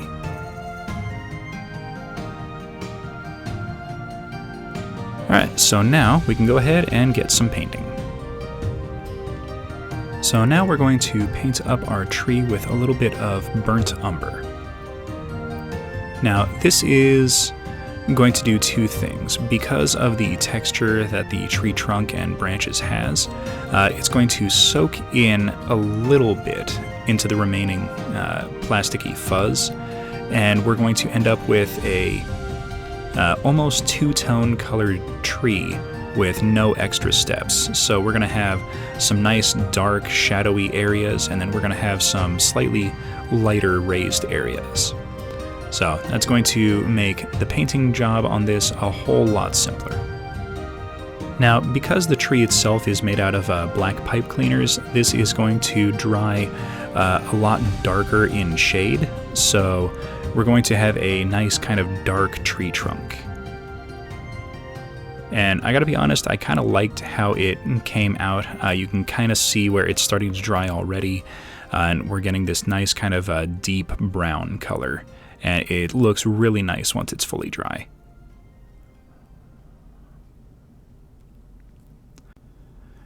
Now these are really quick to put together and really quick to paint, and if you just needed them really fast for a tabletop game, you could stop right here. But I wanted them to have a little bit of extra color once it finished drying, so I did a dry brush of some raw sienna over the top and just really tried to only hit the raised edges to give it a little bit of extra color.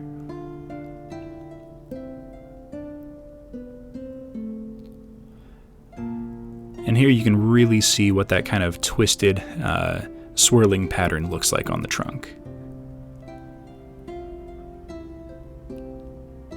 Alright, while our trees are drying, let's grab some Artist Loft Gray and hit up all these bricks around the edge of the planter. Now I'm doing just a quick, simple overbrush on everything just to give it a nice gray shading, and we're going to keep all of those dark black shadowed areas.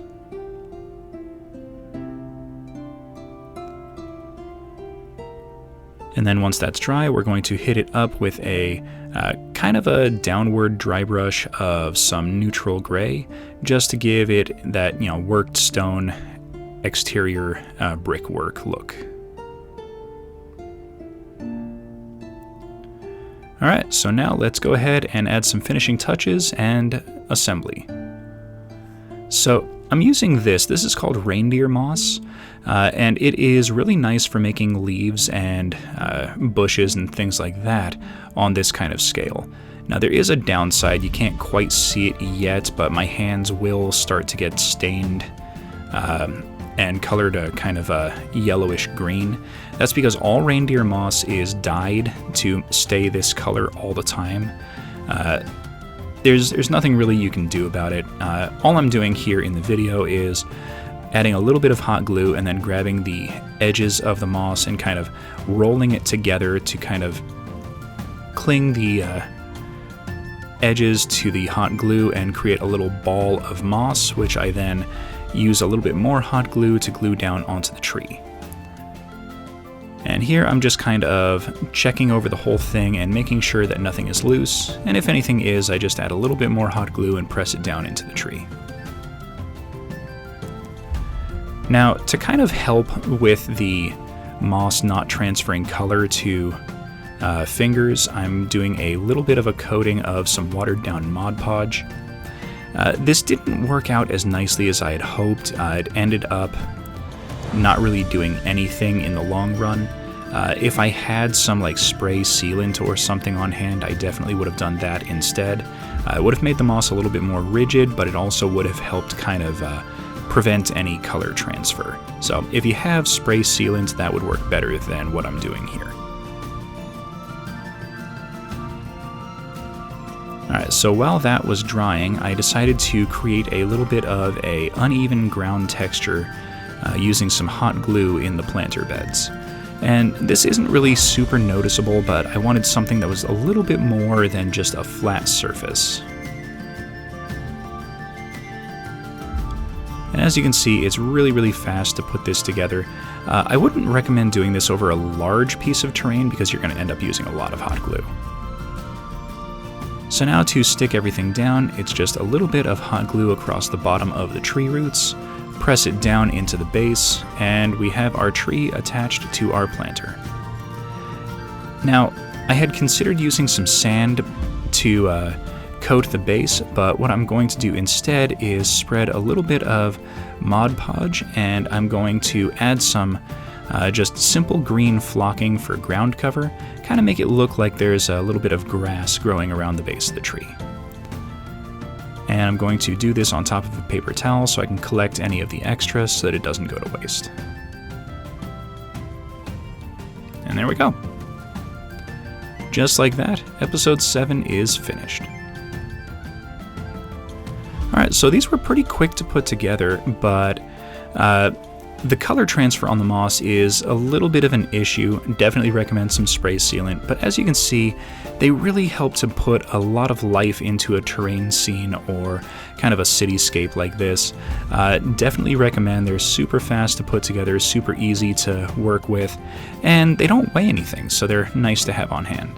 So thank you everyone for watching. Please hit that like button, subscribe for future content, comment in the comments section, and we will see everyone next episode.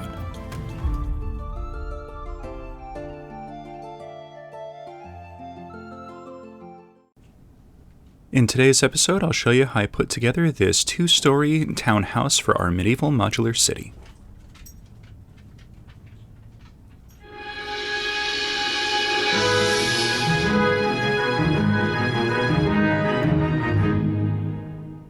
So this project is going to utilize a few of these dollar store doll houses, as well as some coffee stir sticks, some matchsticks, and a couple of barbecue skewers. So the idea I have in mind for this is to kind of make a little bit of an L shape on the ground floor and then add a second floor on top of it. Now, to make this work, we're going to need to remove some of the roof sections, and we're going to end up trimming one of them. Now the second roof section here, I'm going to do a kind of balcony setup, and I'll show you how I go about that process as the video goes on. So, we've got our materials. Let's go ahead and get started.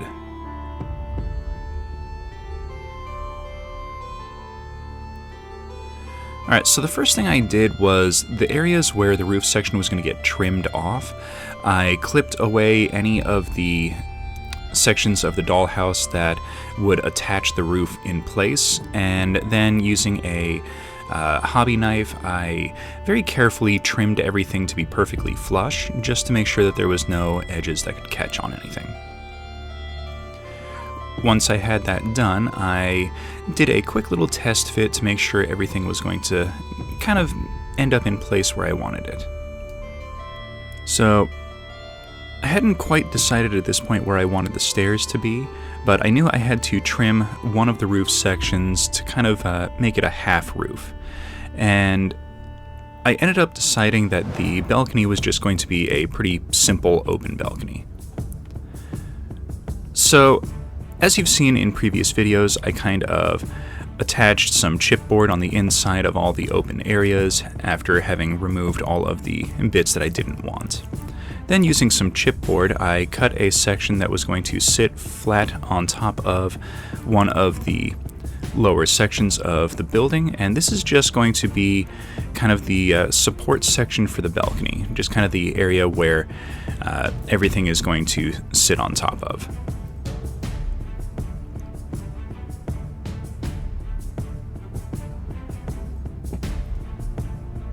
And a little bit of hot glue will kind of attach this in nice, quick, simple, and easy. Remove any glue that kind of seeped out on the edges. Quick little test, and this is going to fit quite nicely. Now, I thought about attaching an extra little section of chipboard, but decided against it since that area isn't really going to be seen. Then using a generous amount of hot glue, I attach everything together so that everything is fully secured and doesn't really wobble or doesn't have any loose sections. And as the build goes, this will get further reinforced by any wood trim or attachments that get added on. Alright, so now we need to attach our second floor, and again, that's just a simple little bit of hot glue, and then I'll go around the edges and just kind of secure it into place a little bit more. Now, off camera, where the roof attaches to the side of the building here, I do a little bit of reinforcement with some chipboard, just to make sure everything fully matches up and is nice and flush with the building.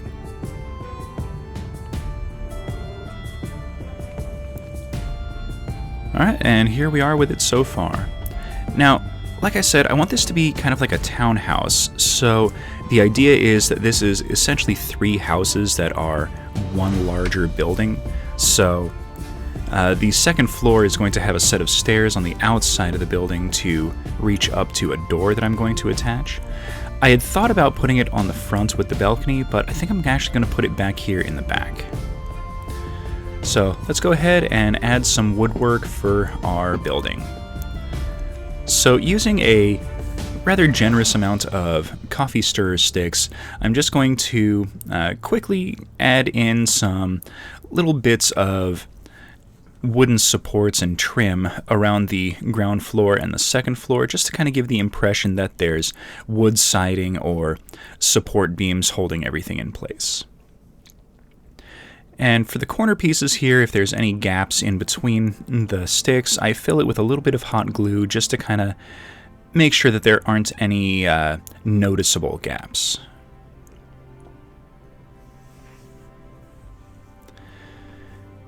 Now for these little sections that are kind of like a solarium or little nook, I take the sticks and mark them and then very carefully bend and break them so that they fit into place. Now you don't want to bend these too much because they will snap apart. I'm bending them just enough so that they fit into place.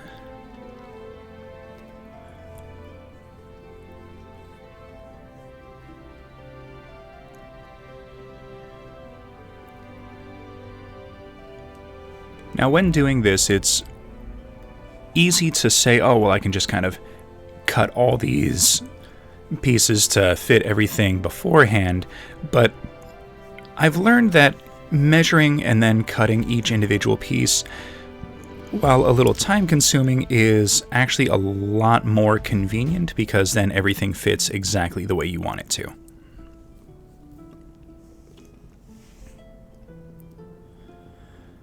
Alright, so now that that's done, I added some quick little flooring for the balcony, and now for the railing, we're just going to take a few barbecue skewers, these are round ones, and I drilled a few holes around the edge of the balcony, and I'm just going to insert them into place.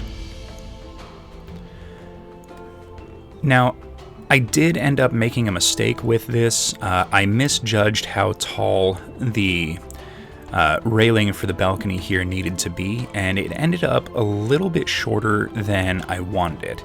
But by the time it was done, that was when I noticed it. So I just had to kind of accept that it wasn't going to look quite the same scale as everything else, but decided that that was acceptable. Since the models that I use for tabletop are not exactly perfect scale either, it ends up being alright.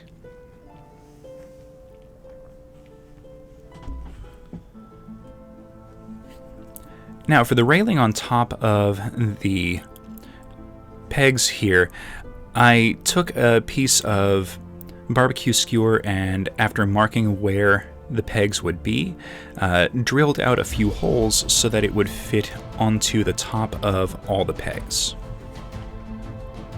Now, on some of these it fit perfectly just immediately, but on a couple of them I had to kind of bend things to kind of get them in place. And you really want to do this before all of the glue has time to set and fully solidify.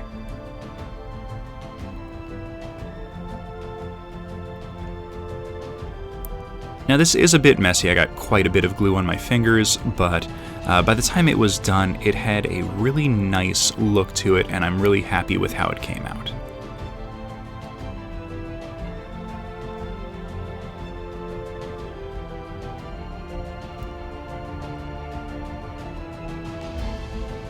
Alright, once that was fully dry, I took a small little hobby saw and trimmed all the top bits of the pegs off, just to make sure that all of the railing was perfectly flush. There's no real trick to this, I just kind of went a little slow to make sure I didn't gouge into the banister itself, and just took my time and cleaned up all of the edges.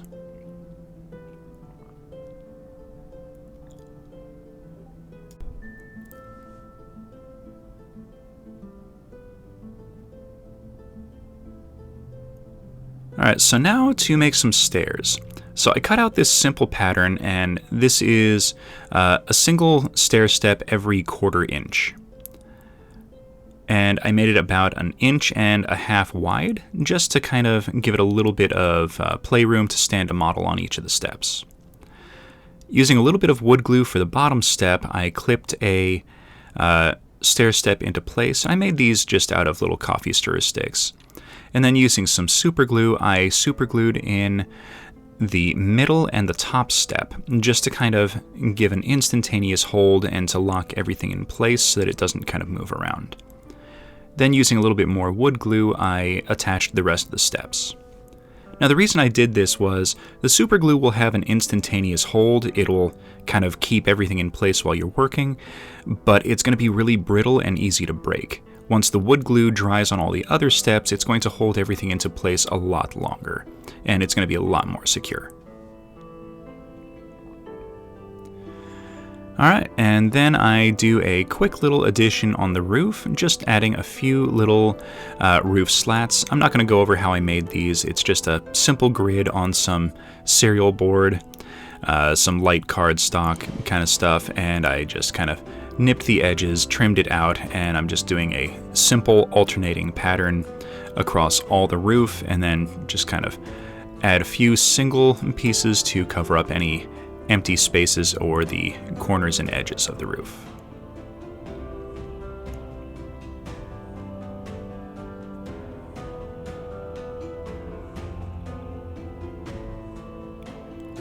Alright, so now that that's done, it's time to paint.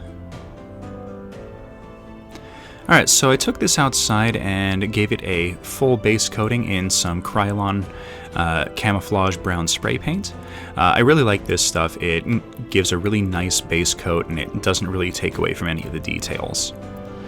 Then I follow it up with a kind of a medium dry brushing over all of the wood sections using some raw sienna. This will give it that nice kind of processed timber look that I've grown to love so much in the paintings.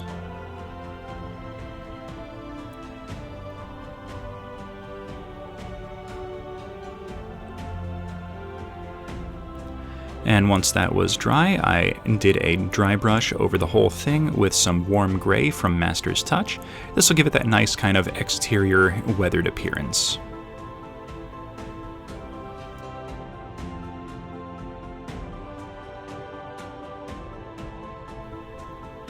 Now, while that's all drying, I'm going to show you what I did with the stairs here. I added in a few kind of little banister railing kind of setup. This is pretty simple. It's just a couple of matchsticks that have been added in and a piece of barbecue skewer that was placed on top of them.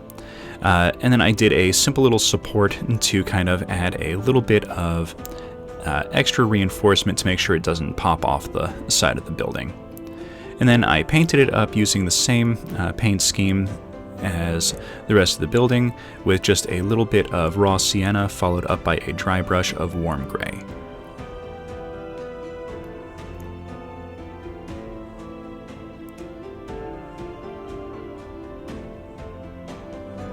Alright, so now for our roof, we're going to apply a pretty generous coating of some deep green from Artist Loft. Now, this is just to kind of match up with the rest of the roofs that I've done for the buildings in the city so far. I may do a different roof for like one or two buildings just to kind of show that they might be a different type of building, maybe do that for a shop or something like that. But overall, I'm just going to do a fairly generous coating, making sure that none of the original coloration of the roof tiles is visible through the deep green.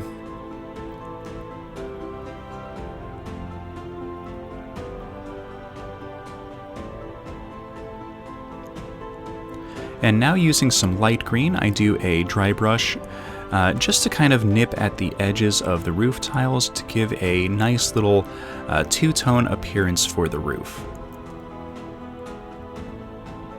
Now this is achieved just by doing a brush from the bottom upward instead of from the top down. And this really just hits the edges of the roof, so it looks really nice once it's fully dried.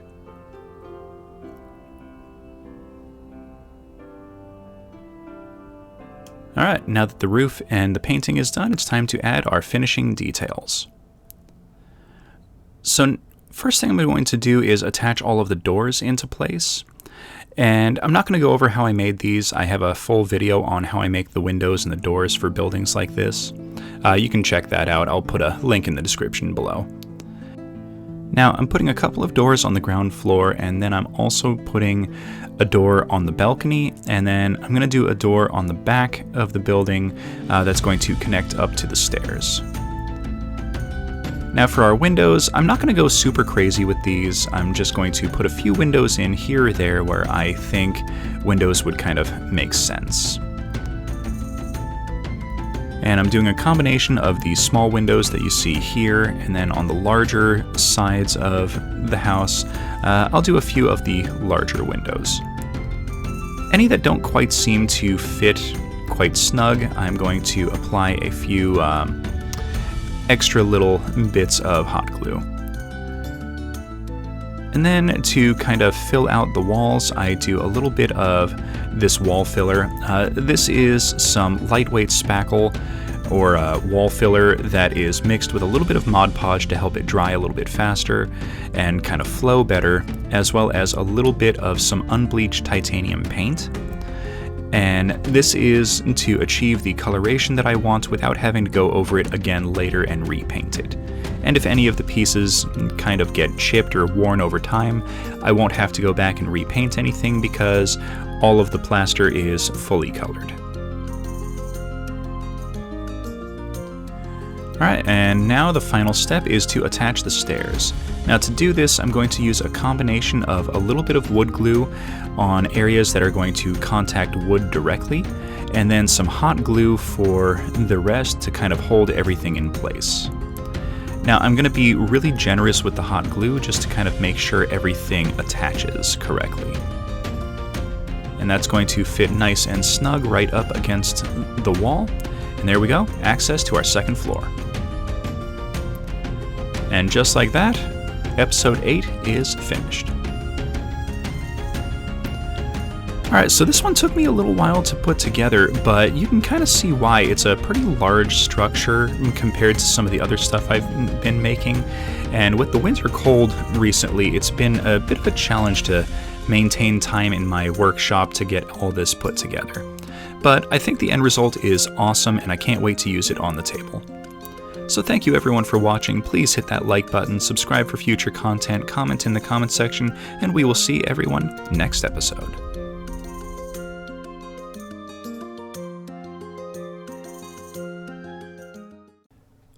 Today we add a few things to our medieval city in the form of some job boards and signposts.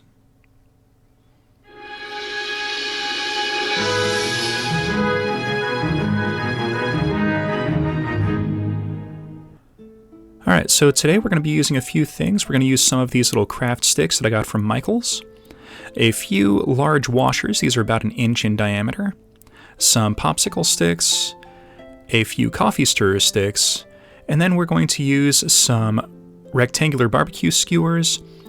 And a while back I made some city tiles using these. These are some remnants of that, and I thought we could use them today. So we're going to use these.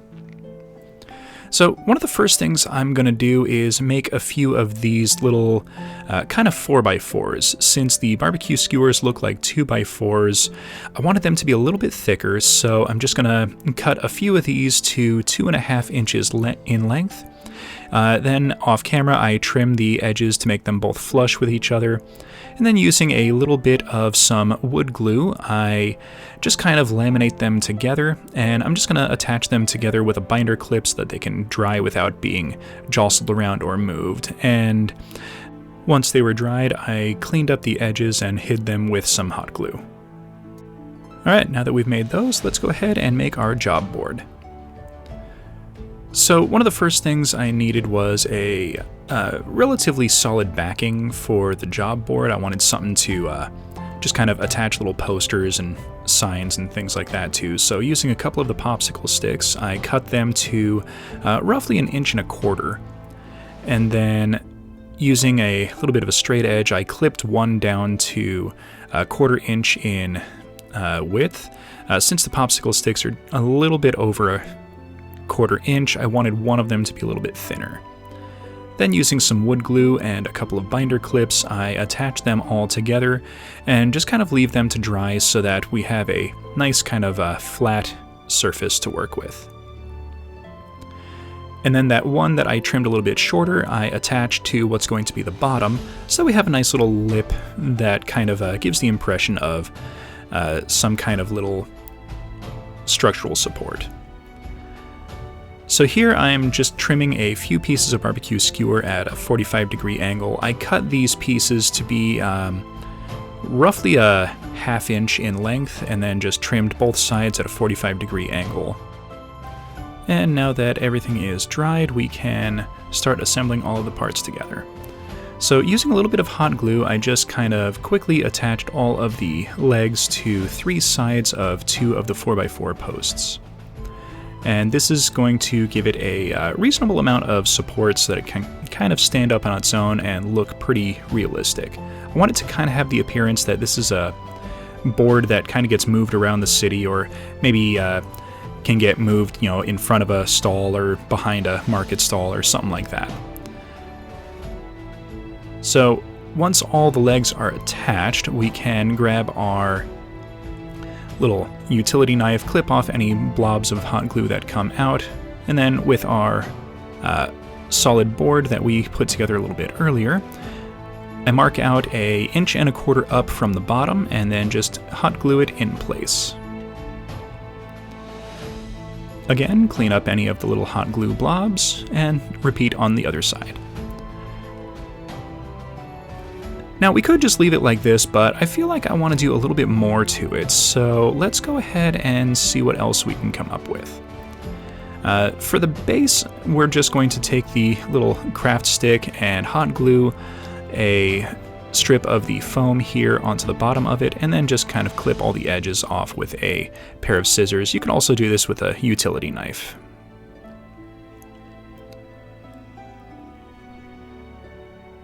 Now, to give this a little bit of extra something, I'm going to add a little support beam across the top here, and this is going to kind of be the framework for a small little roof that's going to go over the top of it.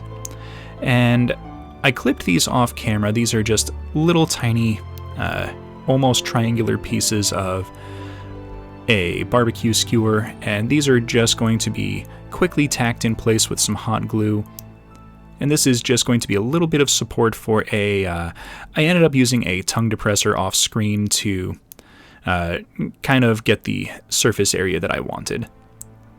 So here you can see what I'm going for. I'm just going to quickly attach the tongue depressor into place with some hot glue and then make sure it's going to be secure along the top ridge.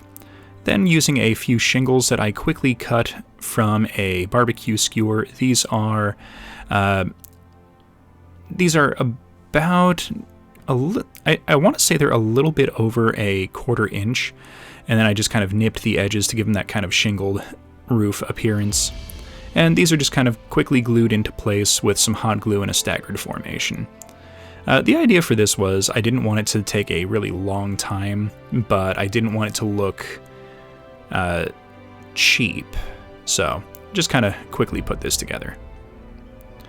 So then taking it outside, I gave it a coating in some Krylon flat brown spray paint, and then do a quick little overbrush with some raw sienna.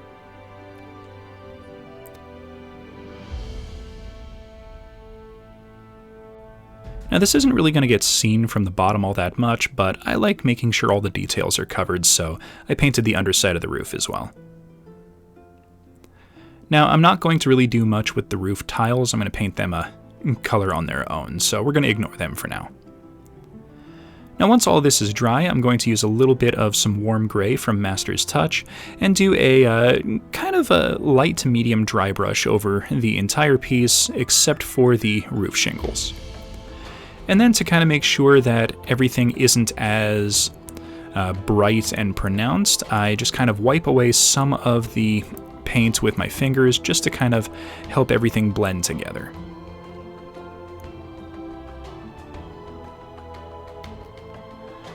Now, for the roof, you can kind of see a mistake that I made. Off camera, I tried painting it up with a yellow, but that didn't look good, so then I tried an orange, and that didn't look good.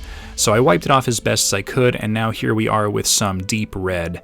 I do one coat here on camera, and then I do a second coat off camera, and I think it looked a whole lot better than either of the other two original colors. So, yeah, definitely better this way.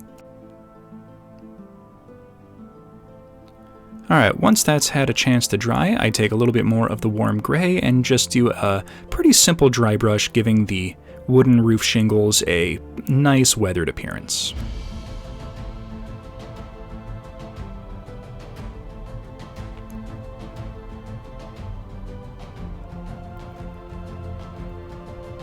Alright, and with that done, we can go ahead and start on our signposts. So, off camera, I took one of the 4x4s and attached some feet to it. Here, I'm just going to attach a simple little cross beam to the top of the board. And this is just going to be the section that a couple of hanging signs will dangle from. Now, using a matchstick, I cut a quick little couple of supports.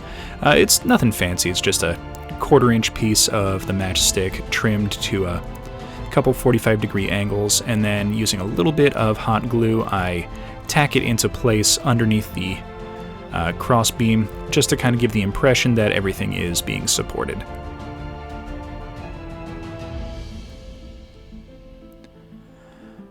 And then I do the same thing on the other side.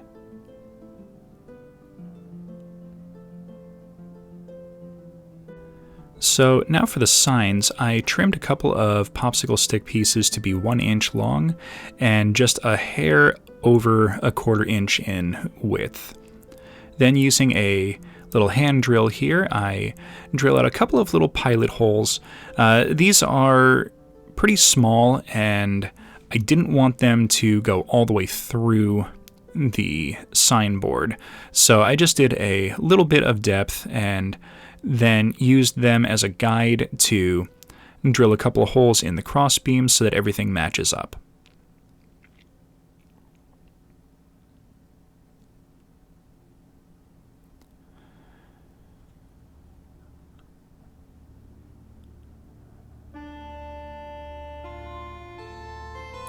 Alright, so this is an old piece of jewelry that I got from a friend. It's nothing fancy, but it had these nice little loops throughout the whole set, and I decided to clip a couple of them off and use them as kind of a little metal hinge section. So I clipped a couple of them, and using a little bit of some gel super glue, tacked them into place on the signboard. Then did a little bit more of the super glue and attached them to the crossbeam. Now once this dries, it worked out really well, and they just kind of dangle perfectly in place like this. So really happy with how this turned out.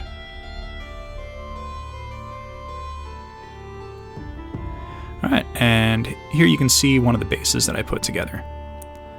So once again, took this outside, gave it the same brown spray paint base coating, and then did a fairly generous overbrush with the raw sienna to give it that nice kind of processed timber appearance.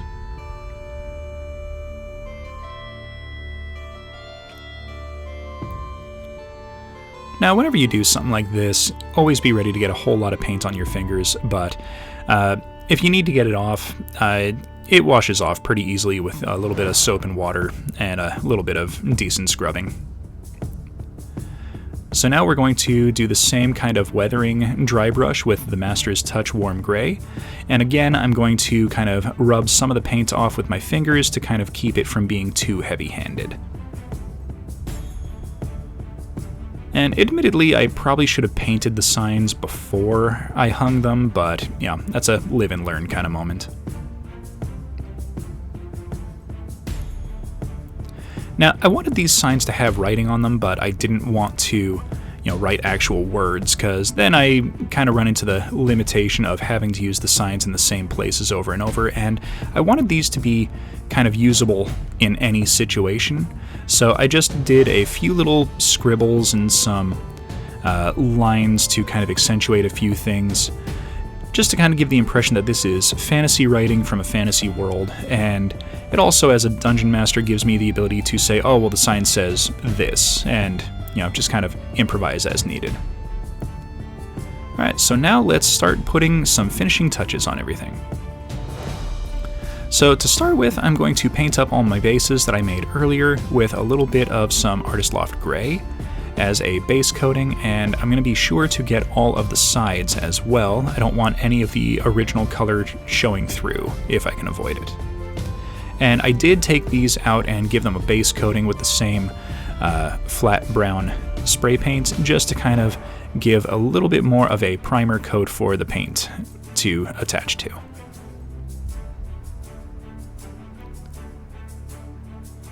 And once that was dry, I do a dry brushing of some neutral gray. This is a little bit heavier than I originally intended. It's almost like an overbrush, not necessarily a dry brush, but I think it worked out pretty well. Alright, now giving that a few seconds to dry, I'm going to grab some warm gray and just kind of soften the edges of it, doing a little bit of a dry brush. This is going to give a nice little bit of color contrast and really help to kind of blend things together, but you still have the visual of the gray and the neutral gray coming up through the warm gray, and it really kind of worked out nicely.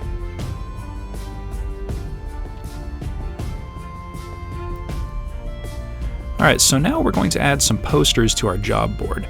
I found these online. I just did a simple Google search for D&D mini posters free PDF, and I found a couple of different ones, and I really liked these.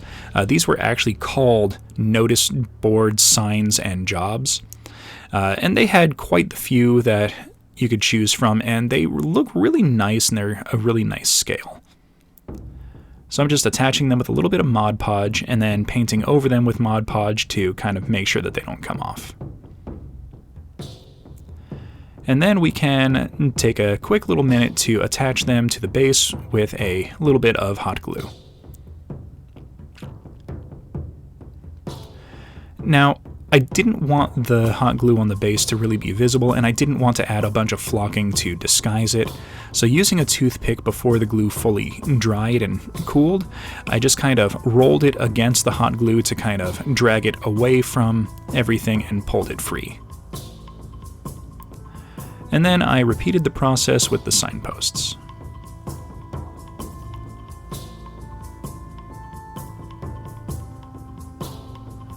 Sorry for the blurry camera here, but you kind of get the idea of what I'm going for.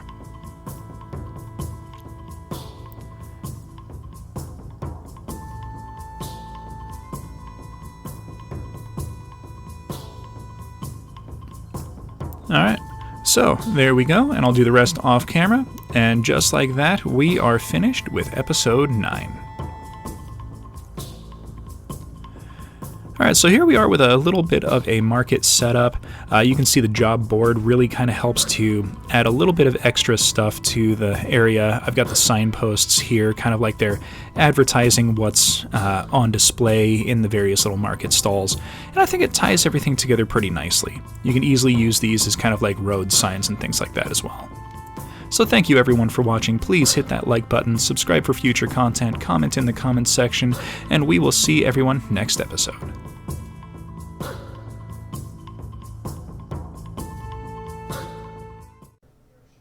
In today's episode, we finish out our city walls with some modular guard towers.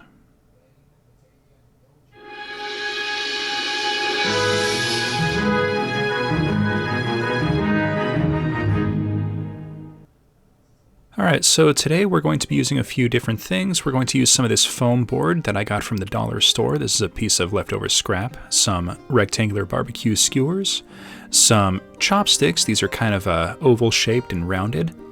One of these, this is a little tin. It had some little sweet wafers in it. I got it from a Asian supermarket. And then one of these little stencils that I got from Michael's. It's a 6-sided piece, and we're going to use that in a couple of different spots.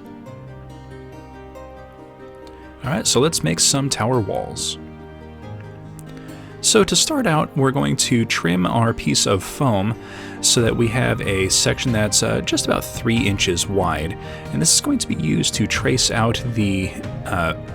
this is going to be 2 pieces. One of them is going to be for the base of the tower, and then one is going to be for the little guard perch on top of the tower. And I'm just going to quickly cut them out and set them aside for the moment. Now this one that I did 2 tracings on, I did that for a specific purpose, and this one is going to be for the bottom, and I'm just going to trace it out so that I can trim the edges flush so that they will line up with the base of the tower and not have any parts sticking out. So now I'm going to use this as a template to kind of scribe out all of the dimensions for the walls. Since I trimmed it, none of the walls sections are going to be perfectly the same size anymore, and I don't want to have to trim them once I've glued them all in place.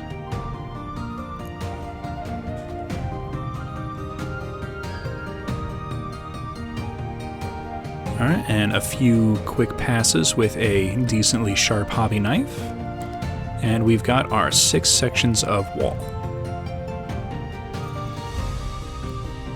Alright, so I marked all of these so that I don't mix up the order of them, and we're going to just very carefully scribe in a alternating large brick pattern. Now to do this, I reduced the blade to its lowest level so that there's just a little bit of the blade sticking out, and then I'm very carefully just scribing a very small, shallow cut into the foam.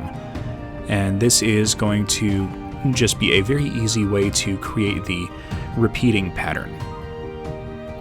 And then using a pencil, I exaggerate all the lines and just give them a little bit of depth and formation.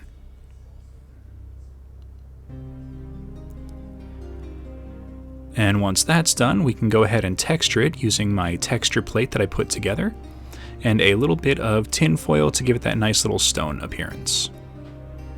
Then, just to be sure everything stays, I re-exaggerate the lines just to make sure that none of them got caved in.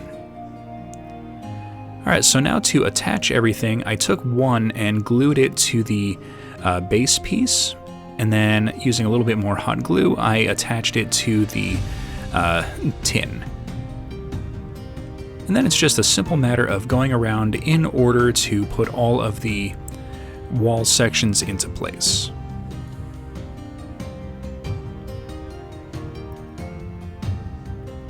Now, this tin is approximately 7 inches tall, and it is much thinner than a Pringles can, so it kind of gives you a good idea of the size involved.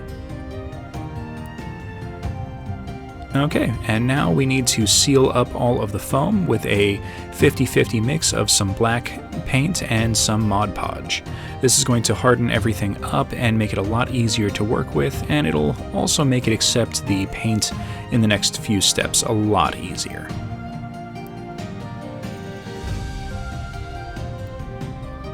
Alright, now once I get this all coated, I'm going to set it aside to dry, and while it is drying, we can go ahead and start working on our guard station.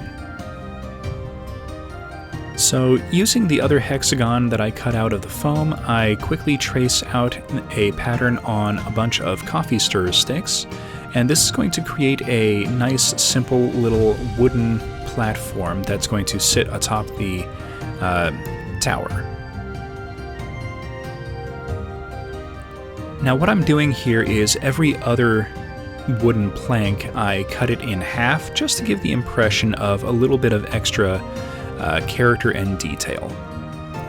This will make it look a little bit more like wooden planks that have been cut and then put into place.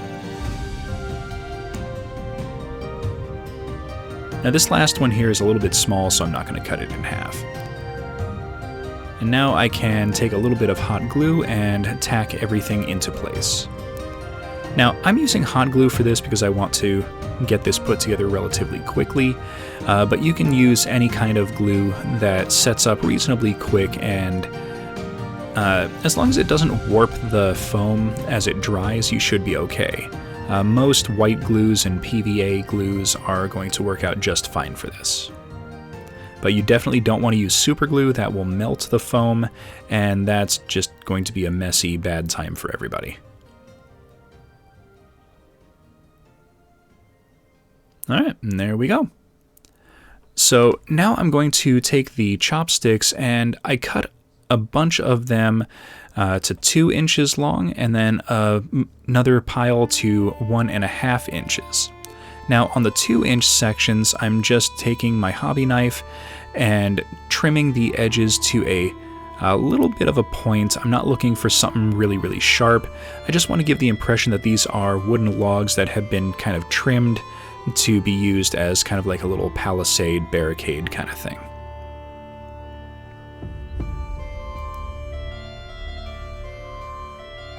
And now I'm going to use a little bit of hot glue to create some little short walls out of all of these logs. So we have 6 walls that we're going to be making, and I needed to make them in a rough alternating pattern.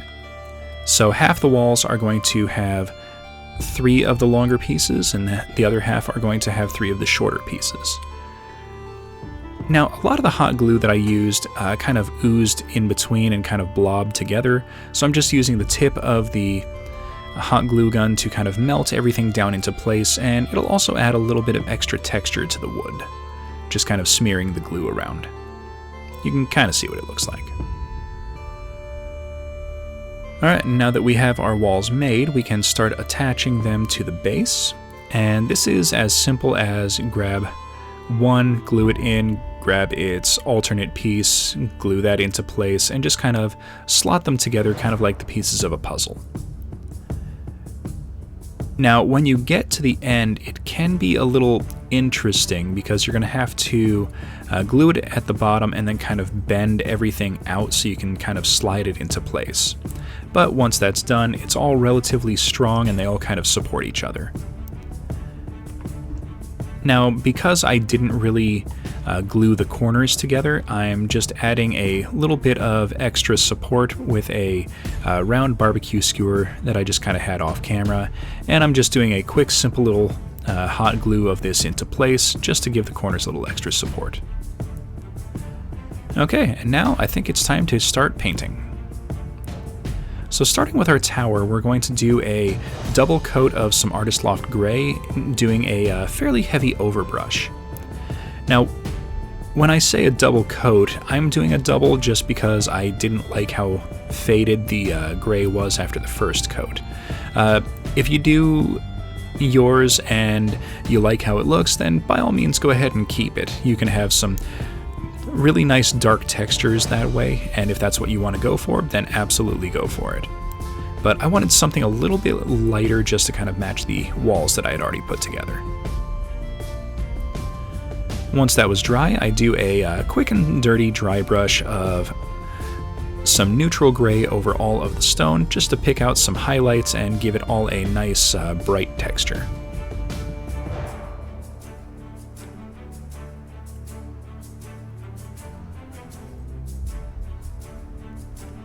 And you can see how quickly this goes. This does not take a whole lot of time at all.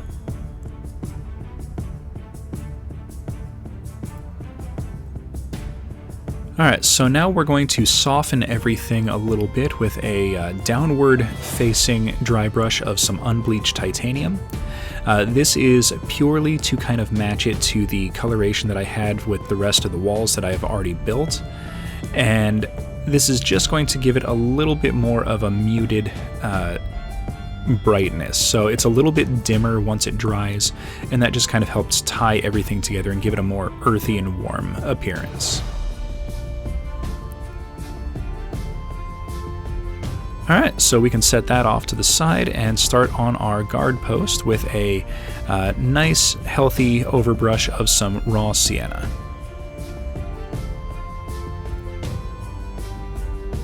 Now you can see where the primer that I used, which was some Krylon flat brown spray paint, didn't quite get all of the angles, so I'm doing a pretty generous overbrushing to kind of disguise any areas that I didn't get with the primer base coat. And on the inside of this, you don't really have to be super detailed. And then to give it that nice kind of weathered and abused look, I do a decent dry brush with some warm gray. And any areas that I think it went on a little bit too heavy, I just kind of smudge it around with my fingers to kind of help to blend it in and give it a little less of a pronounced appearance. And once it dries, it's a little bit dimmer, and this really looks like nice aged weathered logs.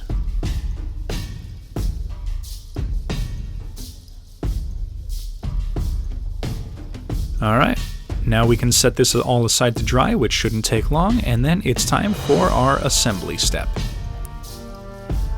So the corners of the walls are a little spongy, so I took a few extra chopsticks and just kind of slid them in behind the corners, and that really gave it a lot of firmness. Then to hide the corner seams, I took a few of these rectangular chopsticks, which I painted off camera, and just kind of quickly hot glued them into place in between all of the seams of the foam. Now this does two things. It disguises the edges and really adds a lot of extra character and appearance to the towers. It just... I wasn't 100% sure about this when I started, but as soon as they were in, I was like, yes, this was definitely worth doing. And I cannot recommend enough doing stuff like this to your builds. It just adds a whole lot of extra texture and character. And now we're going to quickly attach the top section, the little guard post, with a little bit of hot glue, line everything up, press down, and we are set. Alright, so just like that, episode 10 is finished. Alright, so this was a pretty quick one to put together. It took me about 5 hours to build both of the towers that you see here. Now that I've got the process down, I can definitely build some more in a much shorter period of time.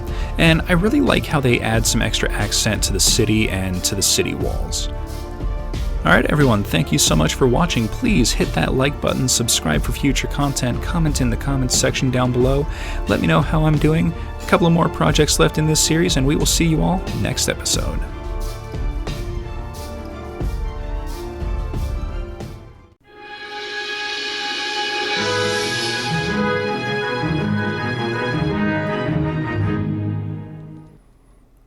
Okay, so for today's project, we're going to need some foam core. I get this from the Dollar Tree. Some coffee stirrer sticks, a few rounded chopsticks, some of these rectangular barbecue skewers, a few of these Dollar Tree doll houses. I've trimmed the gables off the roof already. Some short Pringles cans, and a little bit of this scrap foam board that I got from Lowe's. This is like some cheap project board. Alright, so let's go ahead and get started by making our barracks. So this is going to be a little bit of an interesting one. I'm not going to make a traditional square building. I wanted something a little bit more unique. So you can see here I'm doing a quick rough little idea for the layout. I'm going to make a kind of triangular building, raise it up a little bit on some foam board just to give it a little bit of extra height and kind of make it a bit more interesting to look at. So for the foundation, I'm going to use the foam board, and I'd cut a triangular piece that fits inside of the little doll houses, and I'm just going to quick and dirty hot glue some extra pieces to the outsides of them. Make sure everything is level. I'm not really worried about the foam kind of sticking out from the doll houses. I can always trim it away, but if it's not flat, that's going to present a problem as the build progresses. And as you can see, this is just kind of going to sit on top of it. So next step is I'm going to cover all of the open windows and the doorways and areas that I'd trimmed sections off.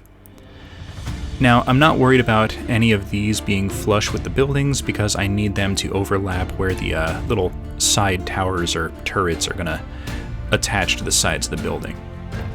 And that's going to help disguise some of the area as well. So I'm kind of ignoring some of the extra steps that I would normally take to make things look a little bit more flush. Alright, so now that we've got the windows and doors kind of blocked off, we can go ahead and secure the doll houses down to the foam. This is a little bit interesting because I still want them to attach to each other for some extra support and rigidity. So the trick to this was doing it quickly so that the hot glue didn't have time to cool, and that let me just kind of work with it a little bit nicer. Alright, and now for the roof section, I took a piece of chipboard and just quickly traced it out so that I could cut a roughly triangular section, and I'm going to glue this down to the top here, and then once it's glued down, I can use a hobby knife to very carefully trim everything away and make it line up with the roof. Now, this was a little bit flimsy once everything set, so off camera I added a second layer just to make it a little bit more solid. And here you can see I'm using a little bit of hot glue to just kind of secure everything down and make sure that none of the dollhouse sections are going to come free from the foam that they're attached to.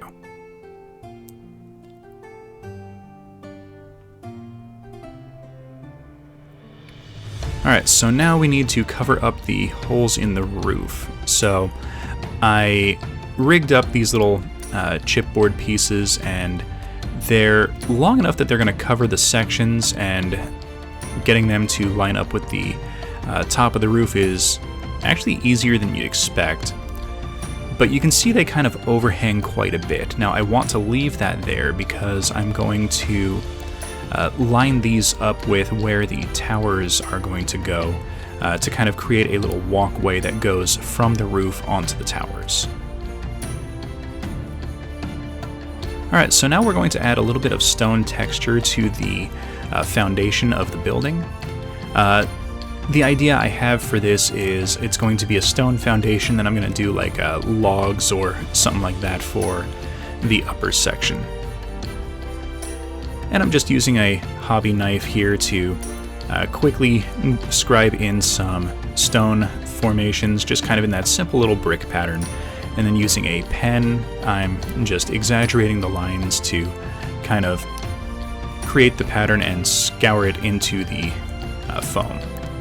Then add a little bit of texture with some texture plating and a ball of tinfoil, re-exaggerate the lines, and we've got a pretty nice exaggerated textured stone base foundation. Okay, so I want some windows where the doors are going to be. So I took one of these small windows that I've made in a previous episode and trimmed a few of the chopsticks to fit the right size. And you can see I'm just giving a quick little spacing for the windows and just adding a couple of upright pieces that are going to hold in place all of the logs for the upper section.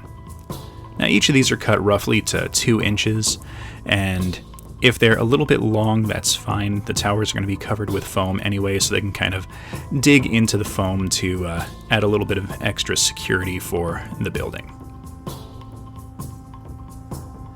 And repeat the same thing on this side. Now, my hope is that once all of this is dried and painted, that it'll look relatively like some reinforced log structure. So now we're going to add a couple of uprights for some support around the door. Now originally you can see here I'm intending for it to be like a 2-inch upright, but I decided against that pretty quickly and decided to make a support that went all the way up to the roof to kind of give the impression that it's supporting the roof a little bit.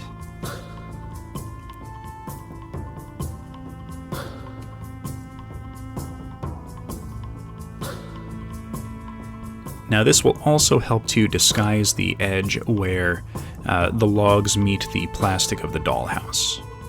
And if there's any kind of leftover sections that are visible, they can get covered up a little bit with paint. Alright, so I want to attach the door in place now, but we have a couple of little gaps on either side of it. And the barbecue skewer is a little bit too thick, so I'm going to trim a popsicle stick down and cut it in half. And these are going to go in place on either side of the door frame to kind of fill that gap, but not be ridiculously huge.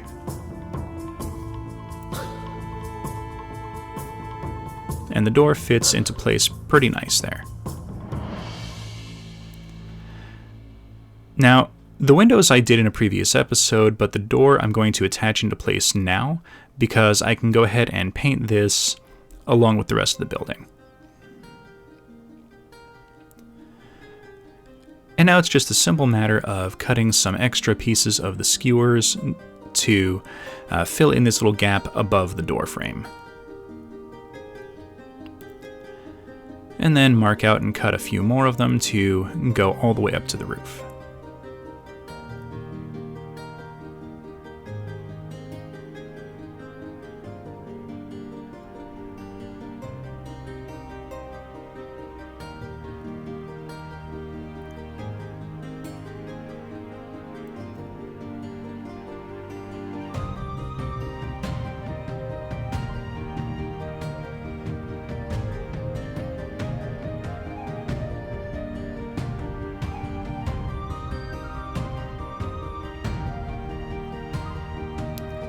One last one, and this side is pretty much done.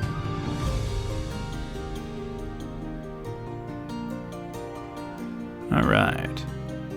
So now for the roof, I want a walkable section for the guards to stand on. So I trimmed a bunch of the coffee stirrer sticks to be 2-inch lengths, and I'm just going to put them in a simple alternating pattern across the top of the roof. And any of the sections that would overlap the edges, I mark them, cut them, and then glue them into place. That way everything lines up nice and flush with the edge of the roof.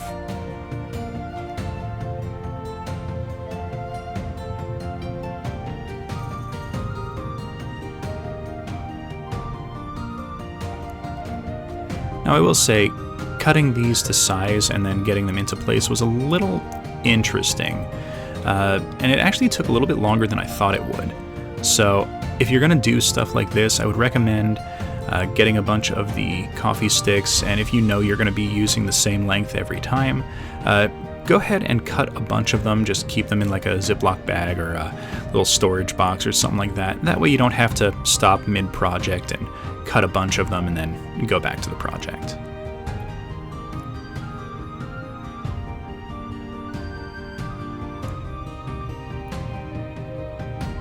Alright, so now I want to cover up this little section right here.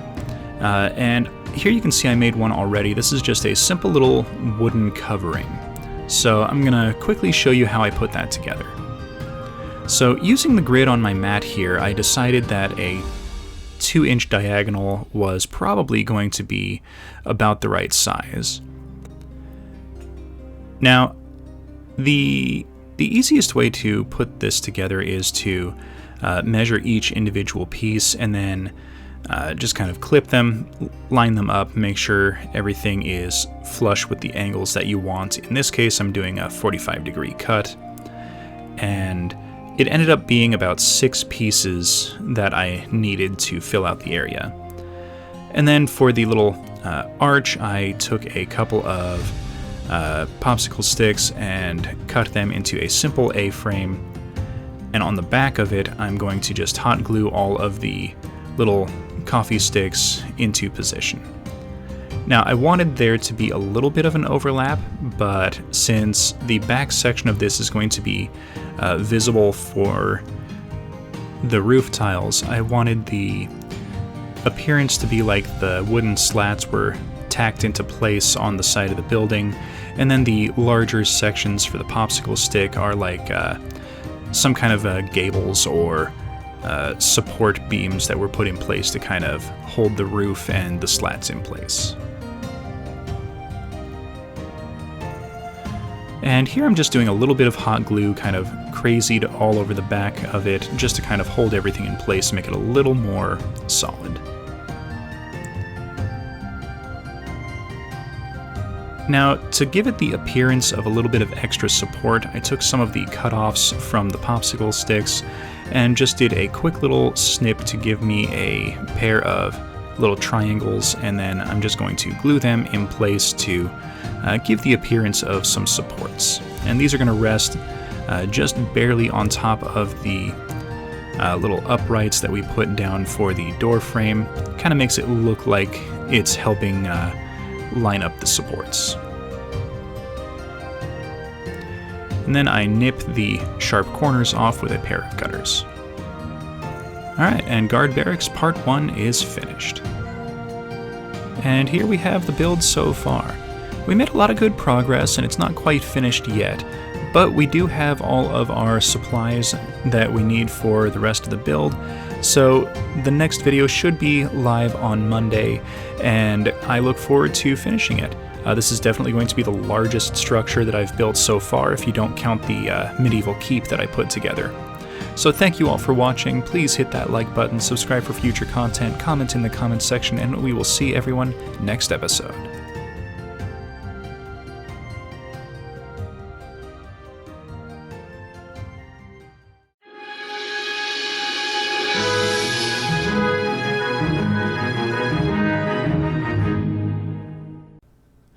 Last time we started construction on our guard barracks and got this far. Today we're going to finish things out by adding in the turrets, some walkways, and some railings, as well as the paint job. So let's go ahead and get started by building those guard turrets. So I'm going to start things out making a foundation and a walkway platform out of some foam here, and this is another one of these little hexagon stencils that I found at Michael's. And when I say I'm going to make a turret, think of it kind of like a small tower that goes either on a wall or on a building. I guess you could call it a tower, but I'm going to stick with calling it a turret because that's technically what it is. So a lot of this process is going to be very similar to when I made the guard towers for the city walls a couple episodes ago. We're going to take a couple of these hexagons, and then we're going to cut out some sections of wall that are going to be attached to them and attached to a Pringles can that's going to make up the center of the turret. Now, each of these pieces of wall are approximately 2 inches wide.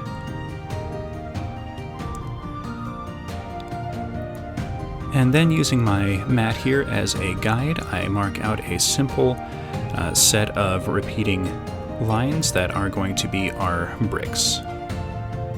Trim off the end and then use the hobby knife on its shortest setting to very shallowly scour lines across the foam. Now this goes maybe a third or at most halfway into the foam. And then it's scribing a few horizontal lines going through the foam to create the brick pattern. Exaggerate the lines with a pencil.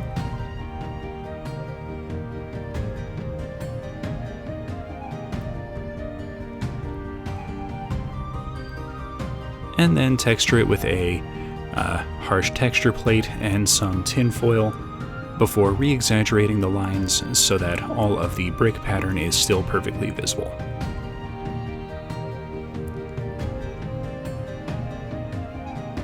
Alright, so now I'm going to take a bunch of coffee stirrer sticks and trace out on them a simple hexagon using one of the foam pieces that I cut earlier, and this is going to be the walk platform on top of the turret. And all I'm going to do is clip them and do that same kind of repeating pattern of one piece that goes across the entire walkway and then one that is cut in half, just to kind of give the appearance of some simple wooden planks.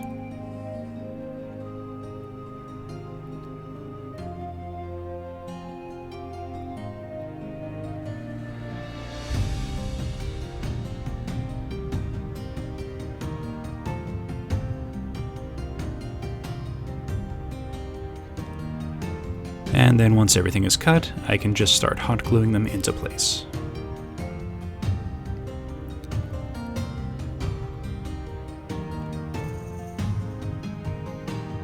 Alright, so now that that's done, we can start assembling our turret.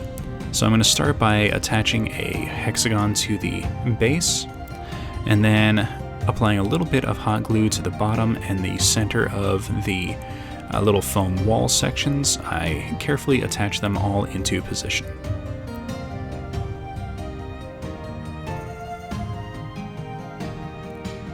Now, just like with the tower video, the edges and corner sections of the turret are a little bit spongy because there's nothing to support them and nothing behind them. So I'm going to, off camera, insert a chopstick into those sections just to give them a little bit of reinforcement. It won't be noticeable on the finished product, and I can just kind of quickly glue them into place at the top and not worry about them. Alright, so now using some cut chopsticks, I'm going to create some simple little wooden log walls, and these are going to be 5 chopsticks high, which comes out to about 1.25 inches. And these are going to be the kind of guard post walls on the top of the turret. And same as in the tower video, I'm doing a simple alternating pattern of a pointed log and then a non-pointed log, and these are just going to be repeated throughout the entirety of the sections of the guard post.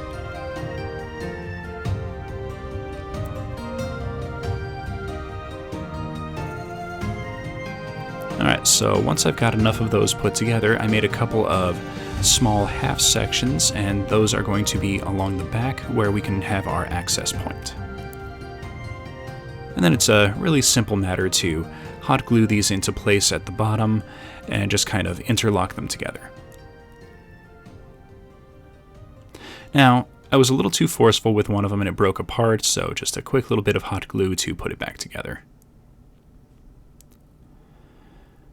Alright, so now that the walls are in place, I need to add a little bit of reinforcement, so I'm taking a round barbecue skewer, cutting them to length, and then applying a little bit of hot glue and tacking it into place. This will help reinforce all of the corners of the build and make sure that nothing comes apart during gameplay.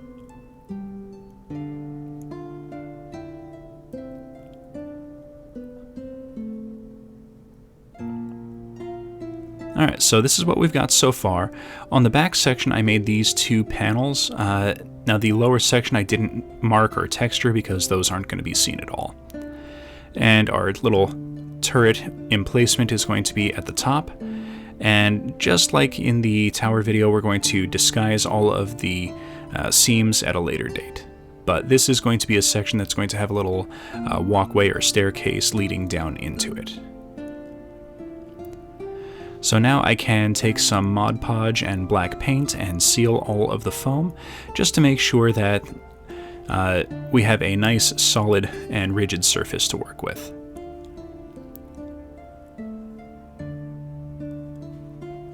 And this will also help to prevent any wear and tear damage from handling during gameplay or things getting knocked into or bumping into it.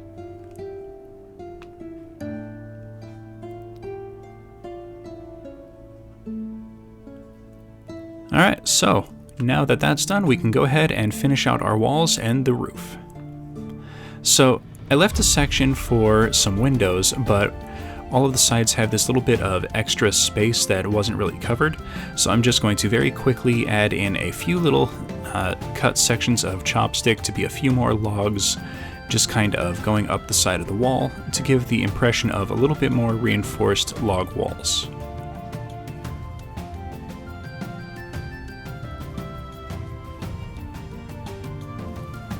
Now, because there's nothing behind them on half of the log, I do, off camera, apply a little bit of hot glue to the back of them, just to kind of help hold them in place and make sure that they are solidly held. Alright, so now for the roof shingles. I learned a lot from the past projects and the mistakes that I made on those. And putting together the shingles for this little gable section ended up being a lot easier once I kind of knew the process. For the main roof, it's just a simple repeating alternating pattern with progressively larger strips of the shingles that are just kind of interlaced on top of each other. And once I had that up to a certain height, I began very carefully inserting the shingles into the gable, and this is going to help disguise the edges and just be a nice little addition to the whole project.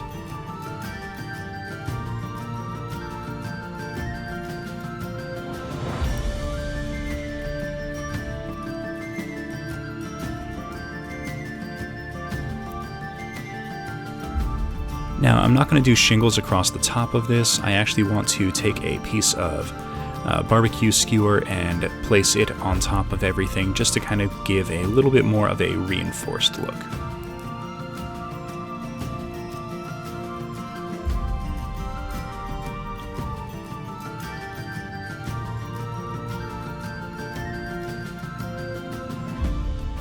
And clear away a little bit of this extra hot glue.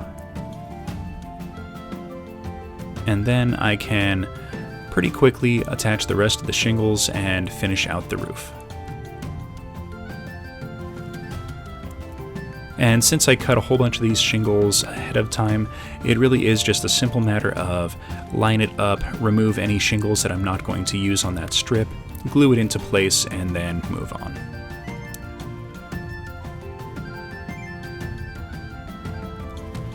Alright, so now I think it's time for the walkways and the railings.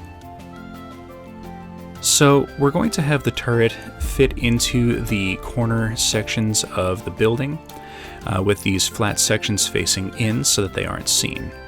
And what we're going to end up doing is, once the little guard post here gets attached on top, we need to have a little walkway go over to the, raise the camera up here a little bit, there we go, from the roof over to the emplacement. And I rigged up one of these, and it's just a simple little staircase that goes from the roof to the little turret, and I think it's going to work out just fine. So let me show you real quick how I put this together.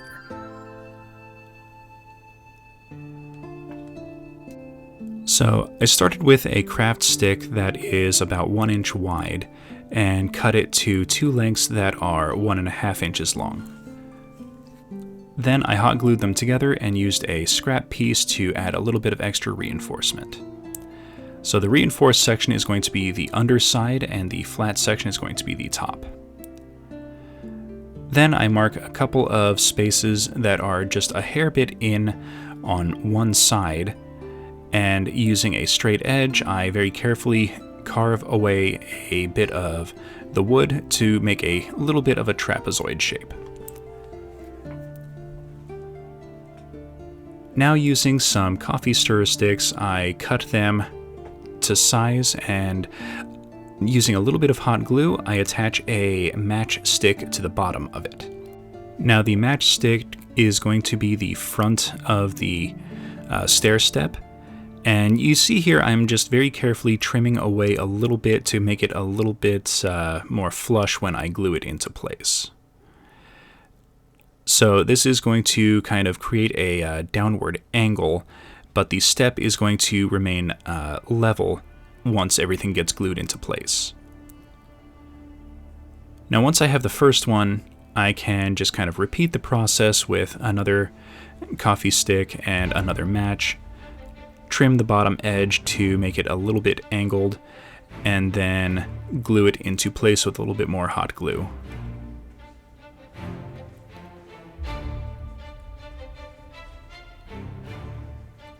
And if any of the glue kind of seeps out, I make sure to clear it away.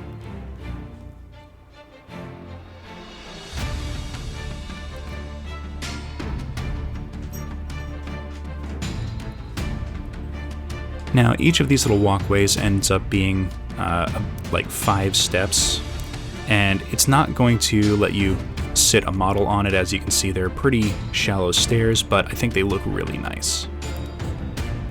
Now, we do have some rough edges on the sides, and I need those to be perfectly flush in order to attach the railings, so I use a little bit of sandpaper to just quickly take care of the edges, clean them up a little bit, and make them nice and flush. And as you can see, it doesn't take a whole lot of passes. Alright, so to make the railings, we're going to take 2 little popsicle sticks, and I'm going to cut it straight down the middle and then cut each section at 1 inch, and that's going to be all of the supports for the railing.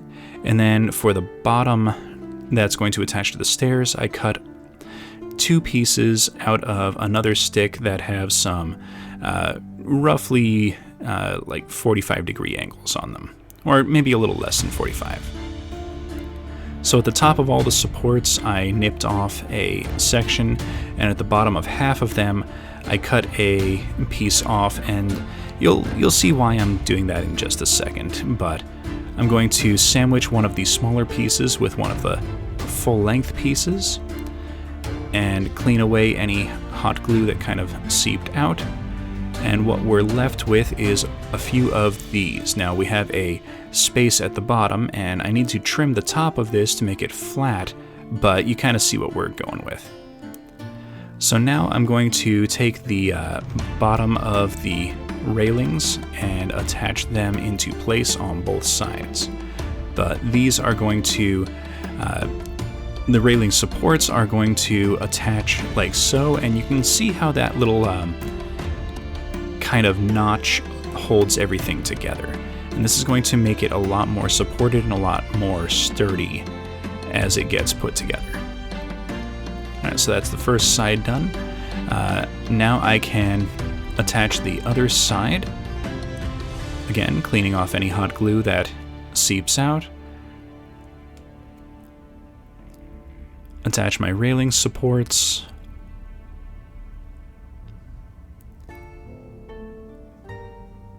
Alright, and now it's time to measure out our railings.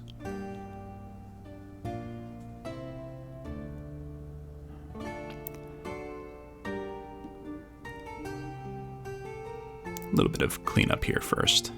Got to make sure it's all flat, otherwise the railings will be not quite sturdy and a little bit off-centered.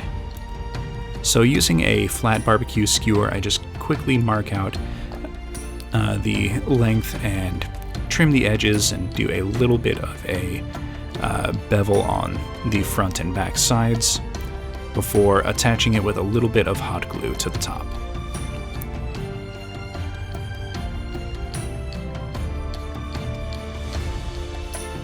And then repeat the same process on the other side.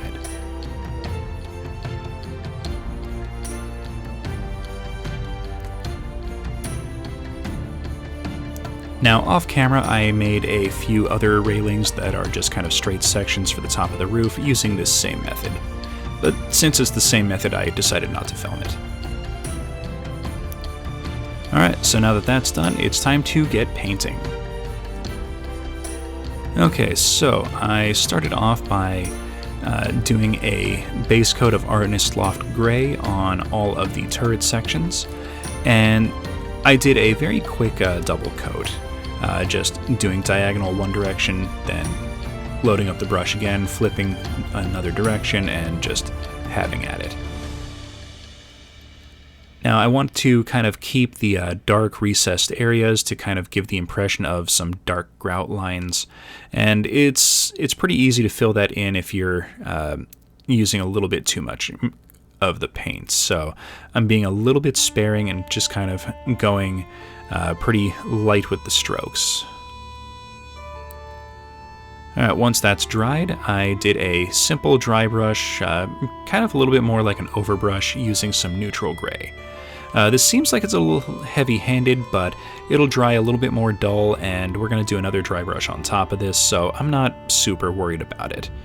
But I did want it to be kind of the same color scheme as the walls and towers that I had built, just to kind of give the impression that the same city built both of these things.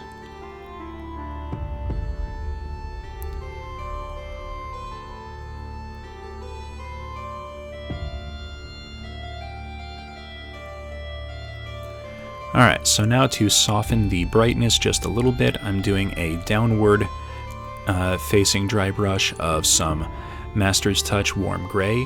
This is just going to soften some of the sharp edges and give it a little bit more of a warm and weathered appearance.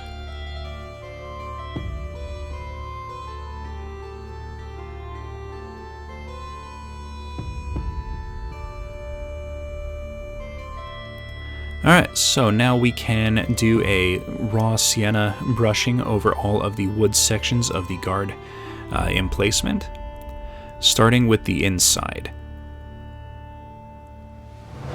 Now I start with the inside because it lets me kind of hold on to the outside as I'm doing it. Then I move to the outside, and it kind of works out because then I can kind of reach over and hold on to the floor section as I'm painting that, and I'm not constantly having to touch up the paint because, my fingers have brushed stuff away.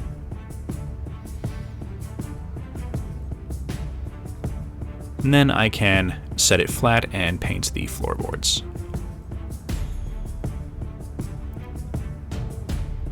And once that was dry, I took some more of the warm gray and did a dry brushing over all of the interior and exterior of the piece. This will give it that nice kind of weathered and aged processed wood look that I've really started to enjoy in all my projects.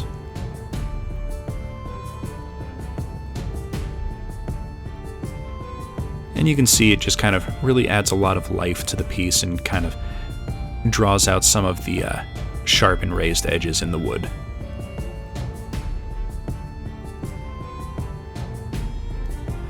Alright, so now for the main building, we're going to do a whole lot of the same stuff. So I'm just going to start with the Artist Loft Gray on all of the stone sections. And you can see I'm being a little bit quick with this. I'm getting some on the logs. I wiped some of it away in areas where I think it might be a little bit too much, but I'm not overly concerned about it. The raw sienna kind of covers up just about everything it touches. And speaking of that raw sienna, here we go with a simple kind of overbrush over all of the logs on the main building.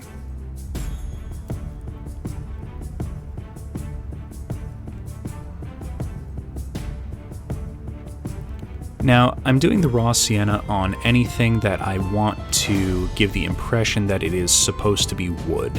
So I'm taking some extra time to focus on areas that might not be seen, but if they are seen, they are hopefully going to be interpreted as wood and just kind of blend in with the logs. Now, using some warm gray, I add the weathering effect for all of the wood sections.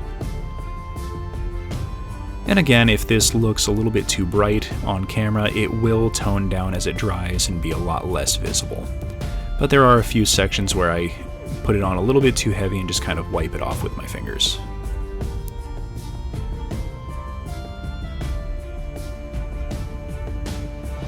Now, going back to some neutral gray, I do that dry brush over all of the stone sections.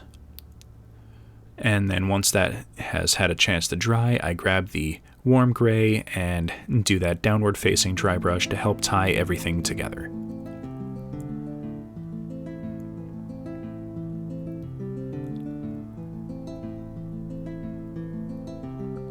Alright, so now that that's done, we can start assembling everything together and finish out the roof.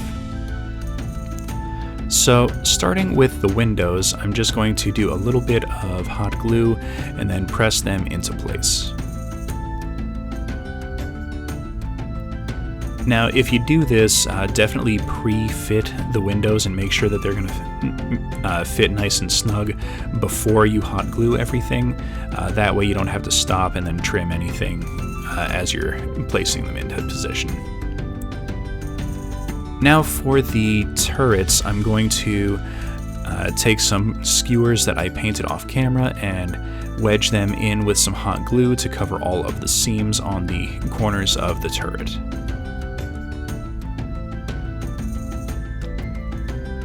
This adds a lot of nice, unique characteristics to the build and really helps to disguise the lines of the foam.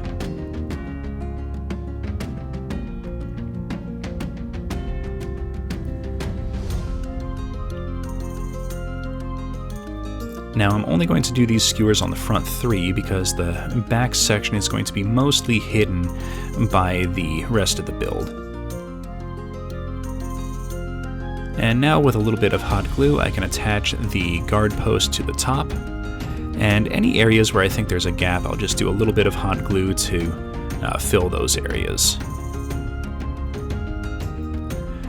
Okay, so while those are being done, I can finish out the roof section by doing a coating of some deep red on all of the shingles. I want this building to really stand out in comparison to the others that I've done that have that kind of green roof. I want this to really be a stark contrast so that players would know that this is not a normal building and it can be seen as a barracks or like a small, fortress inside of a city or things like that. Now that the roof is dry, we can attach the turrets to the walls, and this is going to be a little bit of hot glue down at the base. But it's also going to be held in position by the walkway here, which is going to be glued on all four sides down onto the roof section as well as the turret, and it really kind of holds everything together nicely. But we can also reinforce all of our edges with a little bit more hot glue just to kind of tie everything together. And one more of the strips will help to hide the seams.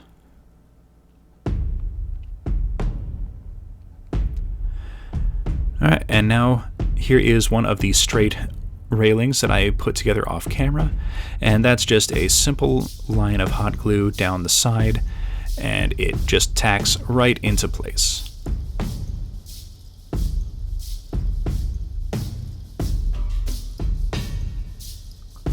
Alright, with all that done, we can do a dry brush of some neutral gray on all of the roof shingles. This will give it a nice, unique appearance and kind of make it look like an old, aged, almost terracotta roof section.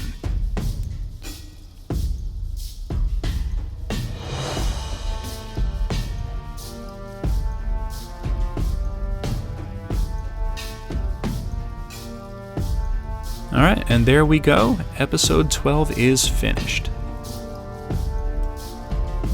Oh my gosh, I cannot believe this thing took this long to make, but this is definitely the largest build that I have put together for a single couple of videos. This thing is huge. It's like a foot across in 3 different directions. Surprisingly light given the materials that were used though, so that's nice. This is definitely going to take a prominent position in our city build.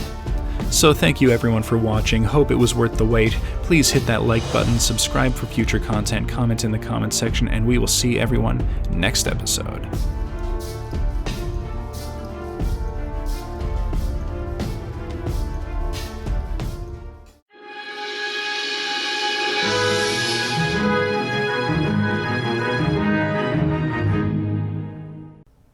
In today's episode, we're going to make a merchant district for our medieval city, and we're going to start off with a pair of clipboards to be our foundation. And then I've got this piece of 1/8 inch to 1/4 inch thick foam that's going to be glued on top of it. And then we're going to lay out a few houses in a pretty simple pattern. I've got a bunch of these doll houses from the Dollar Tree, and we're going to use these as kind of our template for how we're going to set things up.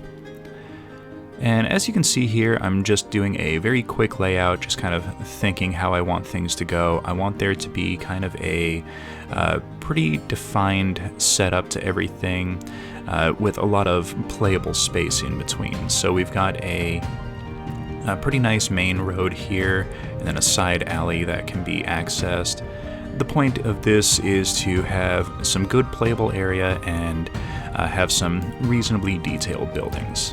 So that is what we're going to aim for today. Alright, so let's go ahead and get started making our city tile. So I've done a couple of these in the past, but this is going to be a larger one. So I'm just going to hot glue the 2 clipboards together, and then I want it to be a little bit more reinforced, so I'm using a little bit of hot glue to kind of help reinforce the edge and just kind of spread things out across the seam, just to make sure that it doesn't really have a chance to fall apart.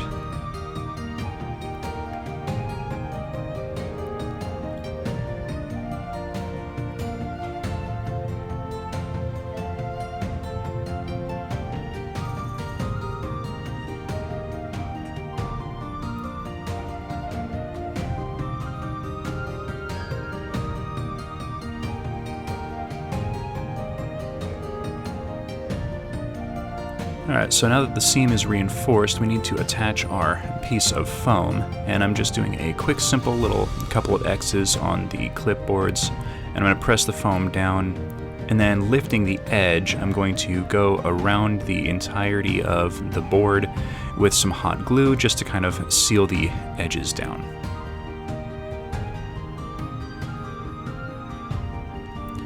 Then, using a bunch of these little tiles that I made with some thinner foam, this is like a 1/16 inch thick, I'm just going to glue it down. I made these using a Green Stuff World texture roller. It's the flagstone roller, and using that with a heat gun, I was able to press the pattern into these pieces of foam, and they hold pretty well. So once they're glued down, we're going to have a reasonably good 3" by 3" grid. And any gaps that there are can be filled in with some extra little bits and sand and tiles and things like that. Alright, so off camera, I completely forgot to hit record on my camera. I coated everything with some flat brown and then did a overbrushing of some Artist Loft gray. And here you can see I'm doing a dry brushing of some neutral gray, also from Artist Loft, just to give it a little bit of some color and catch the raised edges of the texture.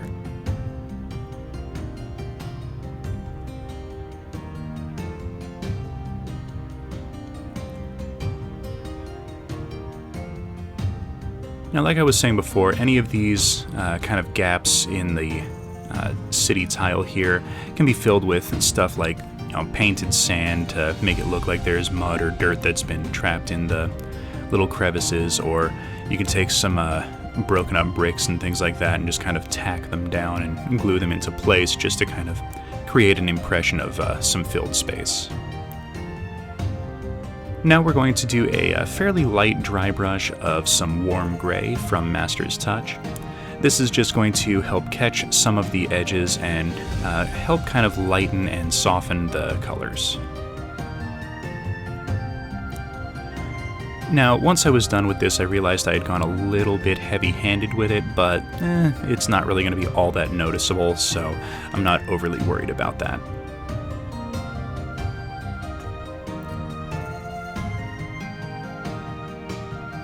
Now, if you do this yourself and you don't like how bright it is, you can kind of tone it down with a little bit of wash. But I'm trying to avoid wash in this build. I might do it later on, but didn't want to do it right now. Okay, so now let's go ahead and start putting things together with the build. So I've got a pair of the doll houses here, and I want to raise one of them up on a piece of this 1-inch thick foam. And then once the buildings are done, I'm going to glue them together side by side so that it's one long building, but there's two defined little shops that are part of it. So using the grid on my mat here, I'm just going to pick a reasonable amount of space to go next to the building. I want this to kind of be like a little walkway or kind of porch or patio that's out in front of the building. As you can see here, we've got a little bit of space. It's not a lot, but it's definitely enough to put a model or two, so that's kind of what I want to go with. And since I don't want it to be perfectly square, I'm going to mark out a little notch here and just cut a section off on an angle, and this is just going to give it a little bit of extra character.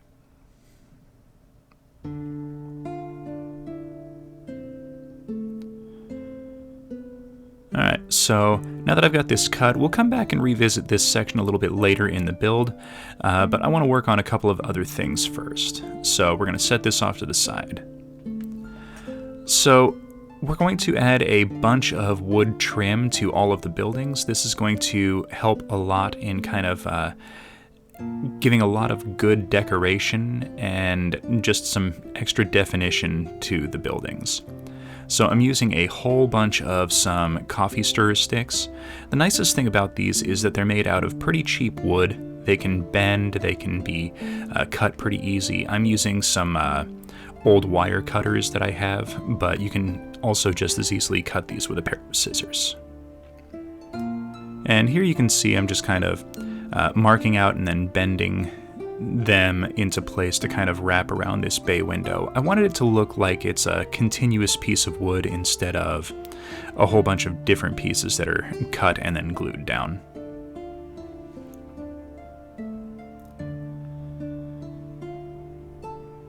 Now, it's a pretty easy process, but it's not one that I can just, make ahead of time and then just have to put in place. So this is one of those unfortunate things where it's cut and apply as needed. And then it's just kind of going around the rest of the building and adding trim where I think it's going to be needed or where I want some extra detail. Now, for areas like this with the bay window, I'm taking a piece of wood and kind of breaking it down the center so that it kind of wraps around the edge of the bay window. And once that's glued down, I'm going to just take a little bit of hot glue and just kind of go over the broken section, the seam, just to kind of fill it in, make it look like it's a continuous piece of wood and that it's not broken.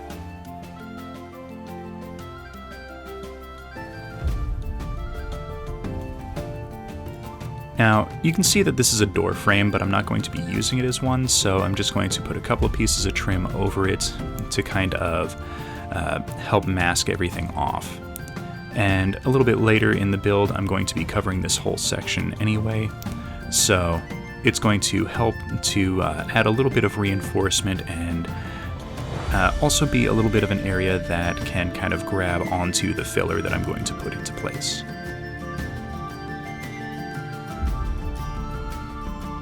And here I'm just kind of adding a piece at an angle just to kind of give a little bit of extra character to the piece.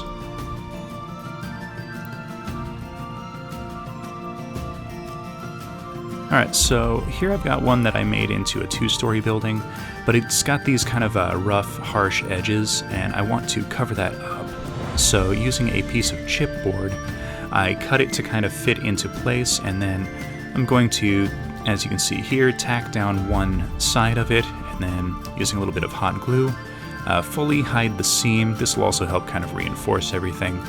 And then apply some more hot glue to the other side, bend it into place, and then I'm just going to hold it until everything kind of solidifies, and then cover the seam with some more hot glue to disguise all the edges. Now, if you do this, it is not a quick process. It does take a little bit of time, so just kind of be forewarned about that. But the end result looks really nice, and I think it's worth the wait and worth the extra effort.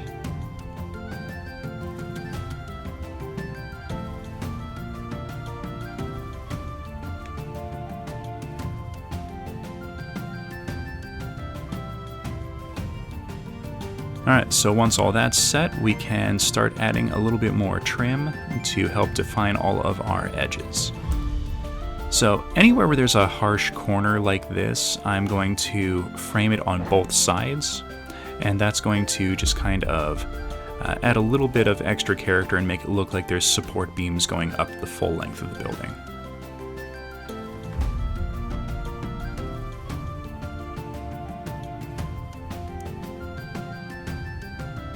Now, I hope this doesn't seem too repetitive, but this point of the process is really just a whole lot of measure, cut, glue, measure, cut, glue.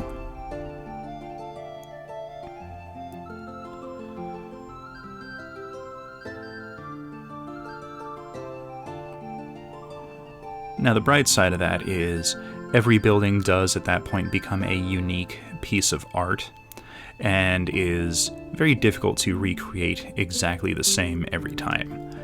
And you can have a whole lot of fun just kind of improvising what decorations you want attached to the building and things like that. So you can really kind of go a little bit crazy with some of the designs and patterns of the trim just to kind of add whatever extra dimension or character you'd like.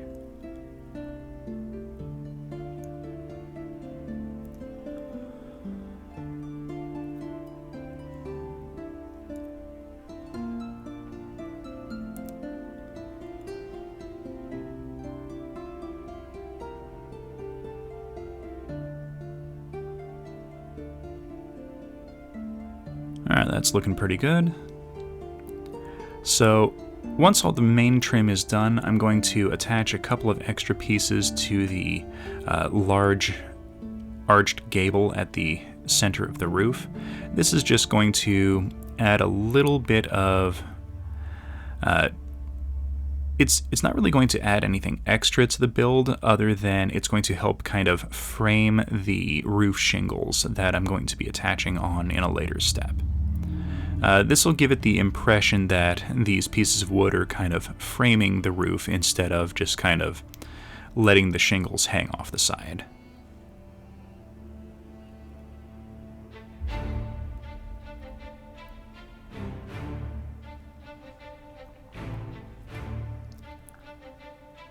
And then one more piece across the bottom, and the framing of the gable is complete.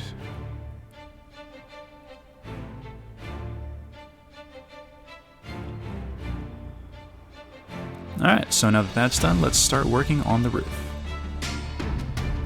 So most of the roofs are pretty straightforward. It's just a simple repeating pattern, just kind of alternating back and forth with the shingles to kind of create that characteristic, iconic look of simple roof shingles. Now, some of the roofs I left the small little arched gables on. For those, it's a whole lot of custom cutting and fitting, and for whatever reason, I did not get the recording of that I thought I did. It was blurry the whole time, and rather than try and fight with it and try and get some of the footage on here, I wasn't able to really get that to work. So I'm just gonna kind of let you know, if you're going to do something like that, it's a whole lot of custom trimming and custom fitting of the roof shingles.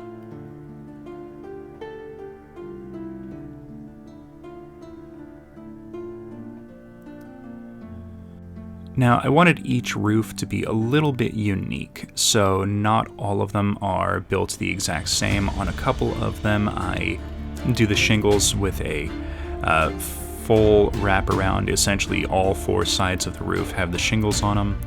On one of them, I did some wooden slats down 2 of the sides instead of the shingles, and some of them have shingles covering all of the corners, and a couple of the others don't. They have some wooden sticks down the sides, just to kind of create some variation, make it appear as though not everything is the exact same.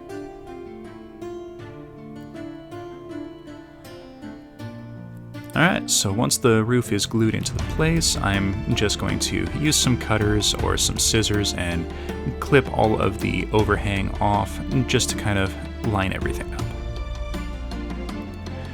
Now, each roof is going to get some form of a ridge beam.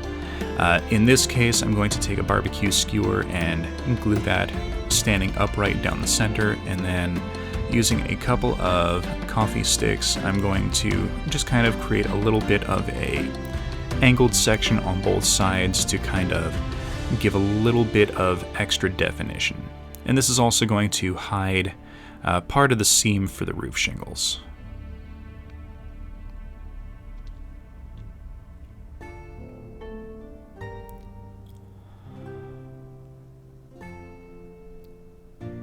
Alright, so I'll do the same on the other side, but first I'm going to take a couple more sticks and hide the seams on the roof section for this one.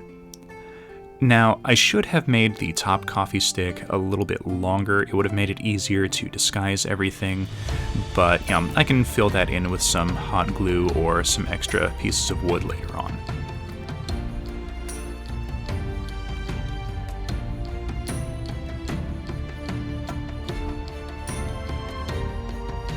As you can see, it's once again a whole lot of measure, trim, and then glue everything into place once you're happy with the result.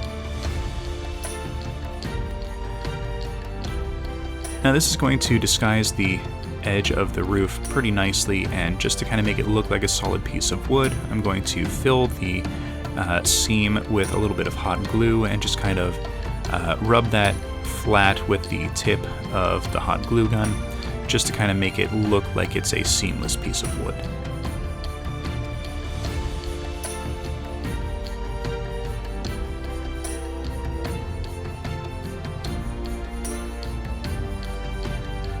Alright, so now let's go ahead and revisit that little foam platform. So I trimmed off a section that's going to be where the stairs are going to go, and now we need to kind of very quickly put in a rough little grid. Now I'm marking out some 1-inch sections here, but the section for the stair cutout was 1.5 inches. So I'm just going to add in some extra little lines and then carve in some kind of like flagstone pieces with a pencil. Now, if pieces tear out, that's fine. It's just going to add a little bit of extra definition and make it look like these are, rough stones that have been kind of set into place. And I want this whole thing to have the kind of rough appearance that a series of foundation blocks were set into place, and then the rest of the area was kind of filled in with some smaller stones and just kind of nested into place. So I'm hoping that's what I'm conveying here, and I really like the look of it once it's all finished.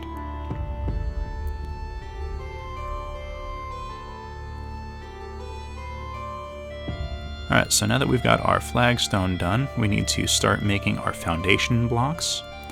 And that's just a simple little pass with a hobby knife around the edges to kind of create a defined pair of lines. And I'm just kind of exaggerating them with a pencil here so you can kind of see them a little bit easier. And then I'm just going to go around and carve some notches in to make everything look like large stone bricks.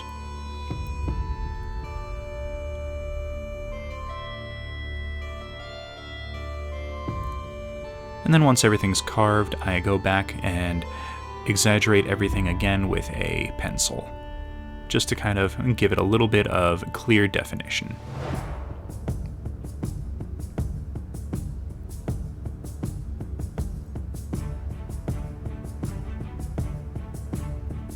And then using my texture plate, I'm going to kind of give some quick texture all around the piece. Now to create the stairs, I'm going to take a few pieces of some thin craft foam. I got this from the Dollar Tree. I'm just going to quickly trim the edges and make a simple set of stairs. Now, the way I'm designing this is each step in the stair is roughly half an inch. It's not perfectly shaped, but that's fine, because it'll add a little bit of extra character. And then create a simple little brick pattern to line everything up.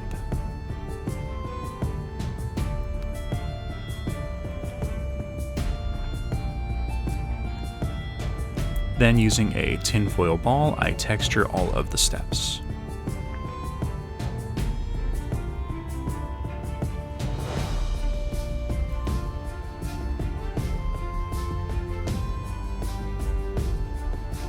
Alright, so now, using a hot glue gun, I'm going to glue all of the steps together.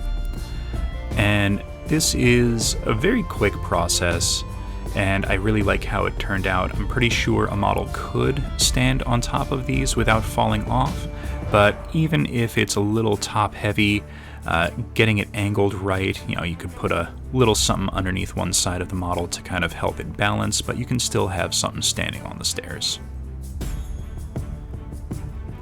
Now I trim away any of the little extra pieces that might kind of impede its attachment to the rest of the platform, and then stick it in place with a little bit more hot glue.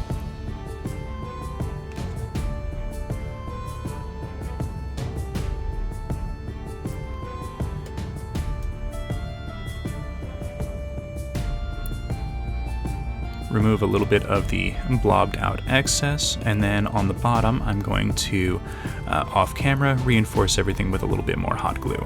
But you can see here how everything's going to attach together. Now to seal everything down, I coat the entire piece with a mix of Mod Podge and black paint. This will help solidify everything and disguise all of the foam color.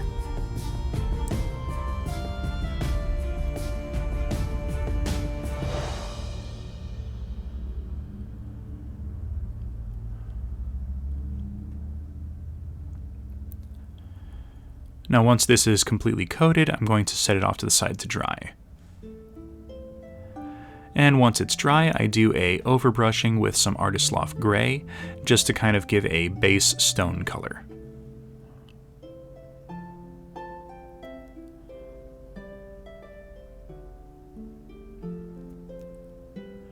Now the nicest part about doing the black underlayer is you get these really nice deep grout lines in all of the stones, which I really like because it just adds extra definition and color to the model and just really isn't that hard to put together.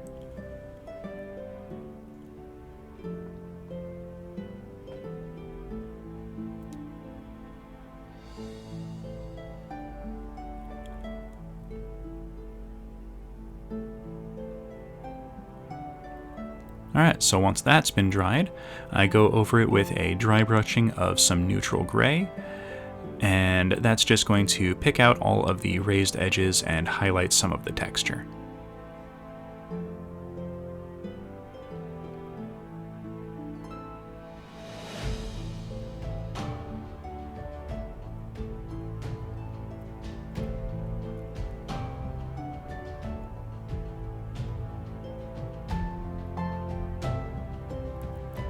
And now to finish it off, I use some warm gray just to add a little bit of softness and just kind of give it that warm, hewn stone, earthy appearance.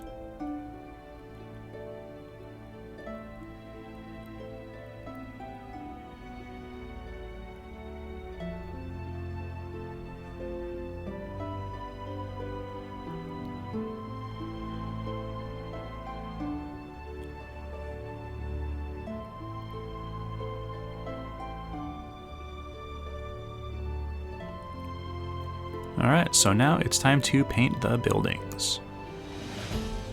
So starting off, I'm going to use some raw sienna to go over all of the trim sections. And I'm doing just kind of a medium level dry brush, just kind of getting some paint on them, and I'm not overly choosy about being light-handed with any of this, because it's going to get another dry brush, and these always dry a little bit more faded than they appear when it goes on wet. So I'm not worried about it being over the top.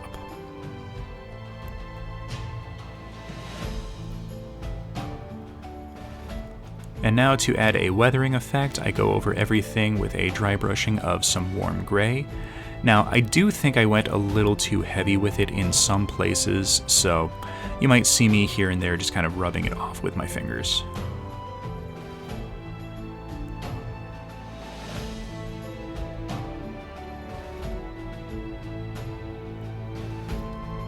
Alright, so now for the roof, we're going to grab some ultramarine blue, and this is going to go over all of the tiles.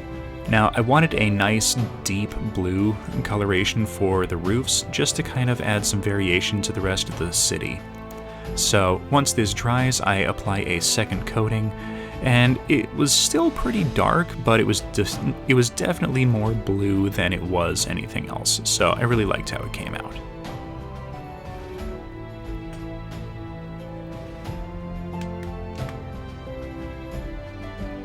Alright, so it's still pretty dark, so we're going to do a reverse dry brush with some paint that I mixed up.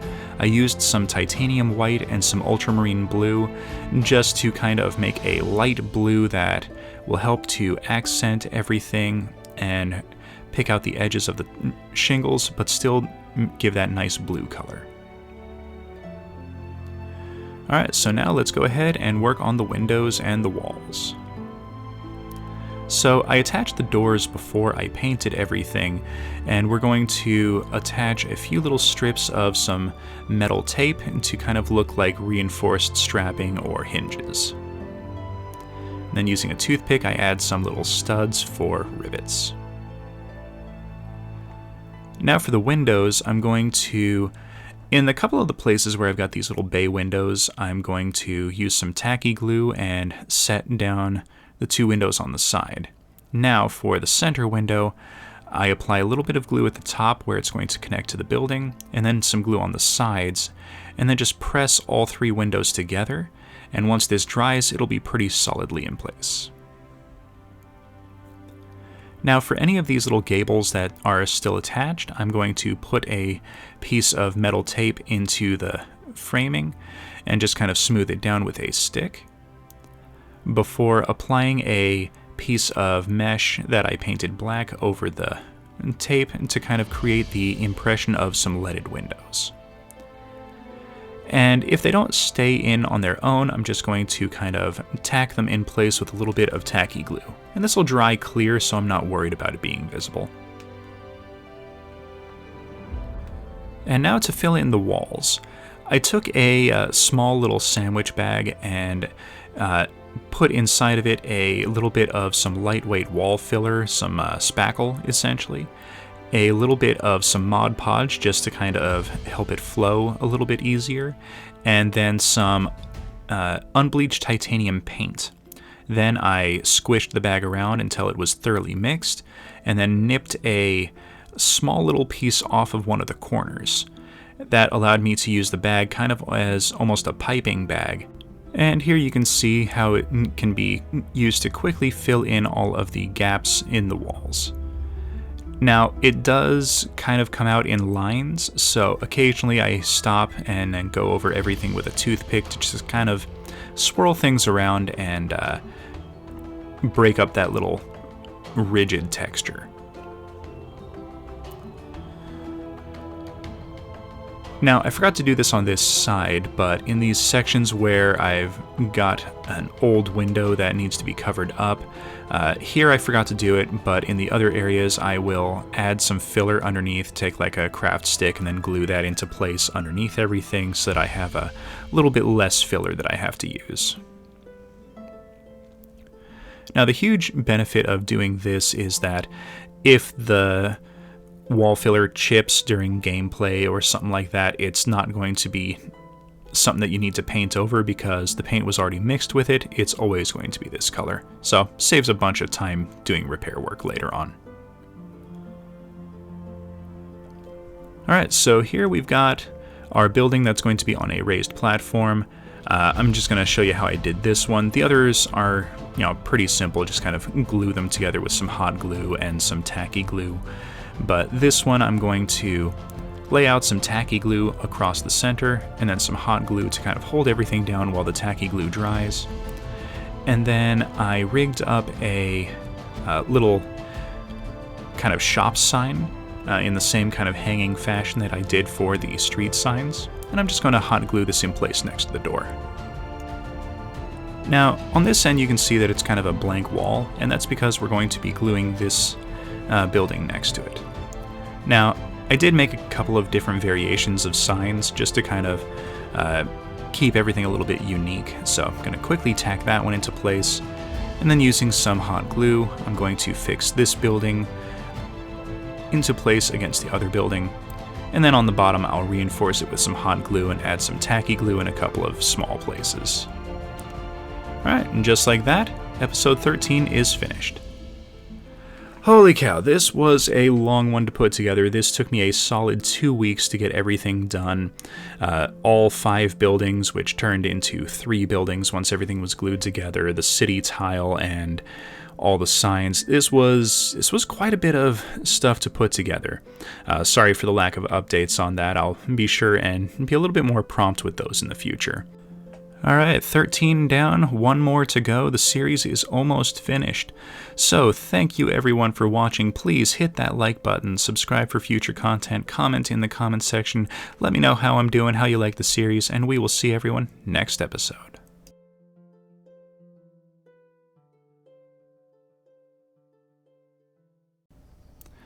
In today's episode, we finish out our medieval city project by adding in this modular gatehouse, which can slot into the walls we made in a previous episode.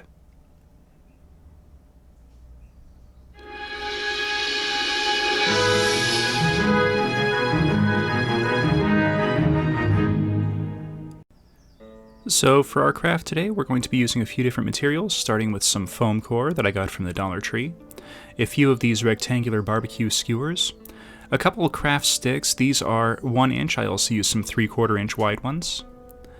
A few of these coffee stirrer sticks, and some of these, you might recognize them from a previous episode. We're going to end up using 4 of them for the main towers of the gatehouse. And speaking of the towers, let's go ahead and start with those today. So to start things off, I'm going to take a pair of these cans and using a binder clip just kind of hold them together. And that's going to keep everything in place and the same height while I very carefully and clumsily put this popsicle stick in between them. And then I'm just going to hot glue it in place. This is just going to add a little bit of reinforcement to kind of keep it from moving around while I'm working on it. And then I do the same thing on the other side. And I say clumsily because it took like 5 tries to get the stick to stay in place while I hot glued it, and it kept falling in between the cans. Alright, so I cut a 6-sided floor section for it, and I'm just going to quickly hot glue that to the bottom. And then using that as a template, I cut out some walls. So for the walls, we're going to make each of them 7 inches tall, and then I'm going to make some wide sections and then some thin sections. And these are just going to get a quick little pattern scored into them to kind of be our rough brick layout. Now each of these are roughly a 1/2 inch tall, and then I'm just kind of eyeballing the sections in here, starting by some that go directly down the center, and then I'm just kind of going by rough halves to mark everything into place. And then using a pencil, I quickly exaggerate all of the lines to kind of give it that nice deep grout texture. These will really help to make the bricks keep their form and keep everything notable as definitely being bricks once we start adding the texture. Alright, so once that's done, I'm going to apply my texture with the texture pad that I made, and then I'm going to further add some rocky texture by going over everything with a ball of tinfoil. And then once that's done, I just re-exaggerate and redefine all the lines just to make sure that everything has a clear and defined look.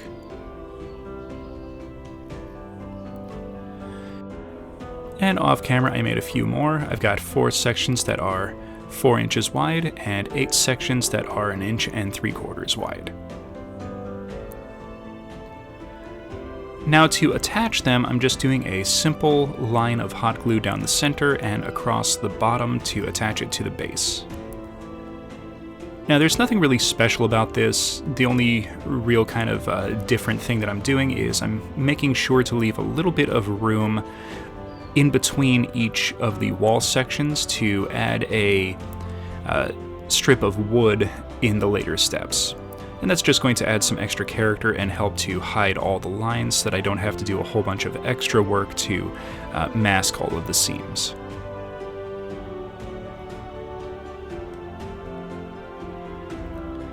And one final wall panel, and I'll do the second tower off camera.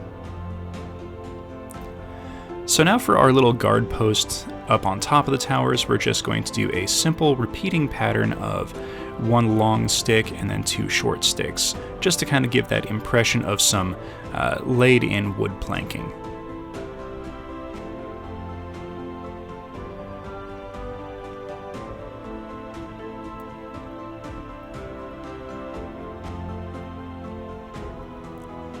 Now once this is done, it's going to paint up pretty nice and have a lot of nice wood grain texture, because, you know, these little coffee stir sticks don't really have the best wood that's used for them, so the grain texture really shows when you go to paint them, which for using for coffee stirs, not that great, but using for crafting, oh, super great, saves a lot of time adding texture.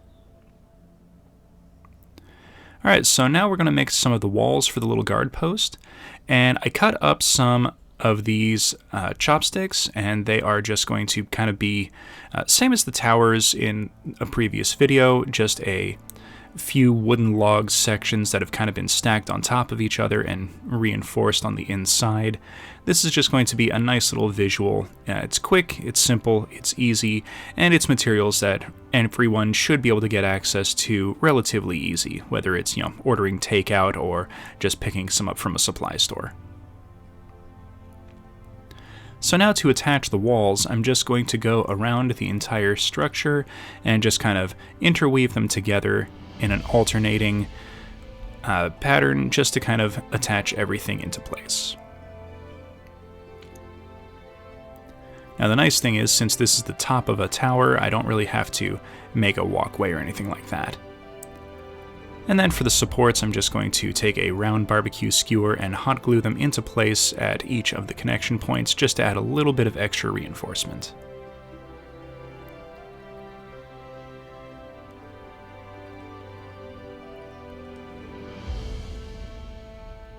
Alright, and there we go. Okay, so with that done, it's time to make the walkway in between the towers.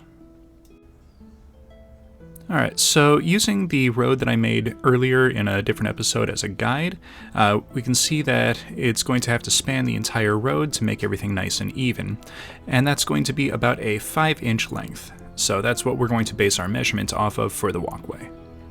Now, I took these craft sticks and measured them out already, so we're going to have a walkway that's going to be 5 inches long by 2 inches wide. Now, I'm cutting out 4 of these because I'm going to have 2 be on top and then 2 be visible from underneath.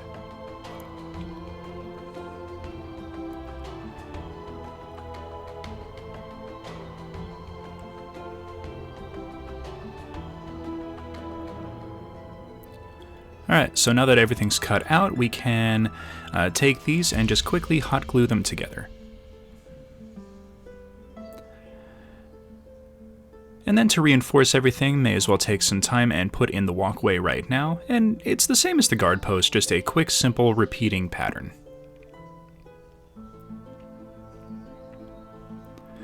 Now I'm doing the long and short sticks for the walkway, but for the section that's going to be visible from the bottom, I'm just doing a bunch of solid sticks, mostly because they're not going to be walked on, and I just want a little bit of a visual from underneath.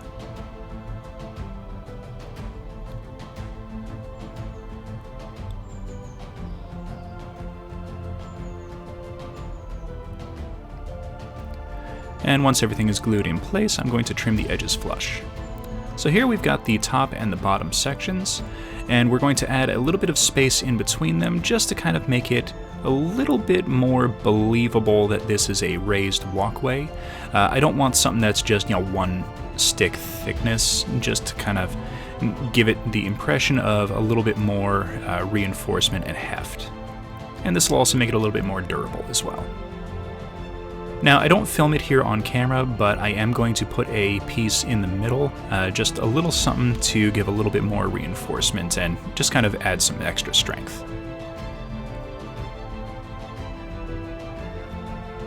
And there we have it. Off camera, I will add a couple pieces to the ends just to kind of lock everything together. But that's our basic walkway.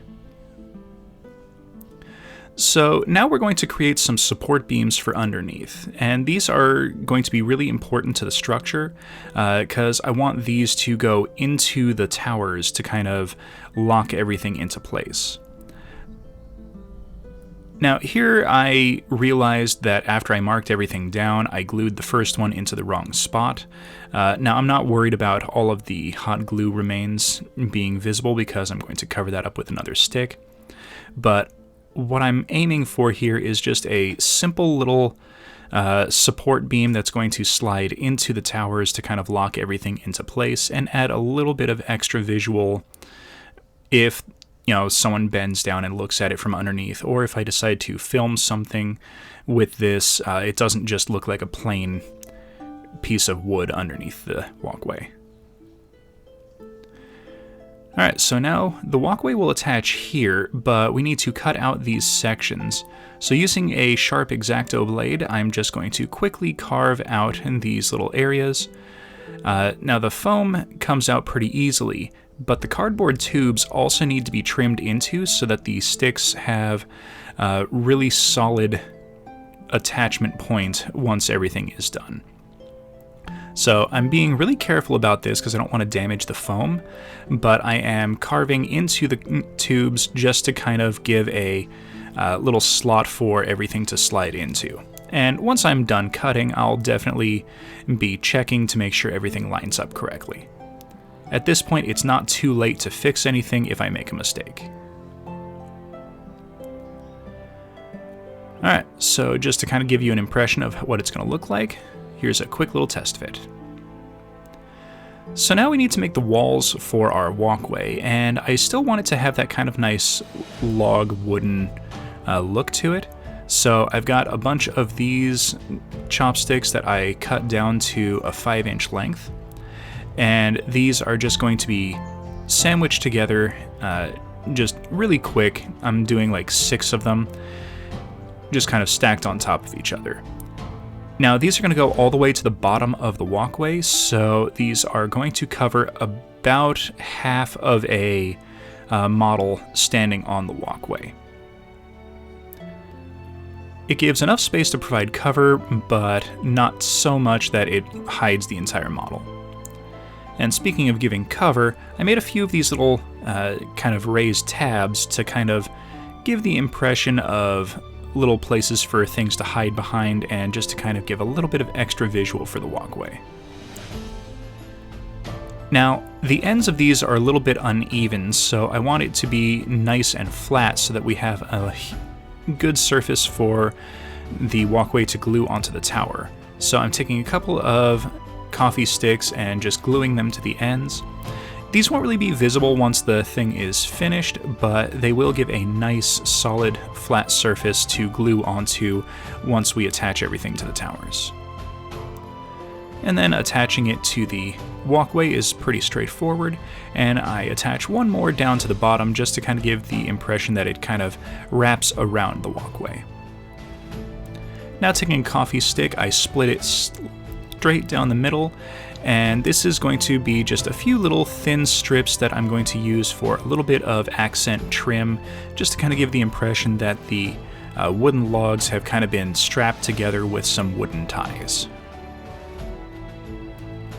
Now, looking back after I made this, I definitely could have used some aluminum tape, but I like how these came out.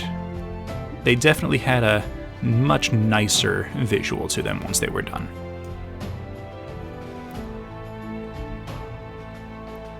So what I'm going for is kind of some simple uprights, and then I'm going to make a few pieces at angles just to kind of give a little bit of more accent, a little bit more detail for some dry brushing and paint to pick up.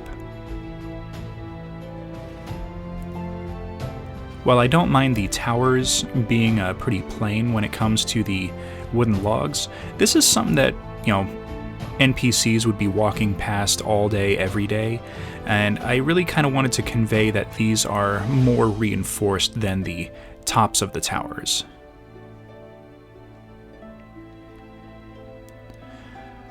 Alright, so here you can see what I'm going to do on the inside. I'm not going to film all of it. We're just going to add a few more supports, and then I'm just going to continue the angles on the front just to give a little bit more of a visual. Alright, so now that everything's made, let's go ahead and start painting. Alright, let's start with our towers, and we're going to seal all of the foam using a mix of black paint and Mod Podge. Now, I do a 50-50 mix for this. You could water it down a little bit more by going more glue, less paint, or you could make it a little bit less thick with the glue and go more paint, less glue.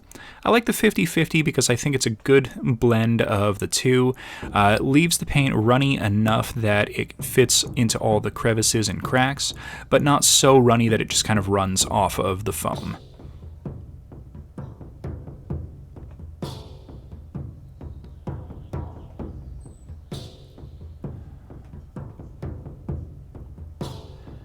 Alright, next we're going to use some Artist Loft Gray, and I'm just going to do a pretty heavy overbrush over the entirety of the towers. This will keep all of the dark recessed areas in the grout lines, but pick out all of the raised sections while still leaving us a few small little crevices on the faces of the rocks just for some extra dark color and just a whole lot of extra character. Once that's dry, I do a medium to heavy dry brush using some neutral gray over all of the surfaces. Now this will dry a lot lighter than it appears here on camera, but it does do a really nice job of picking out all of the raised areas and just giving a nice highlight to all of the stone.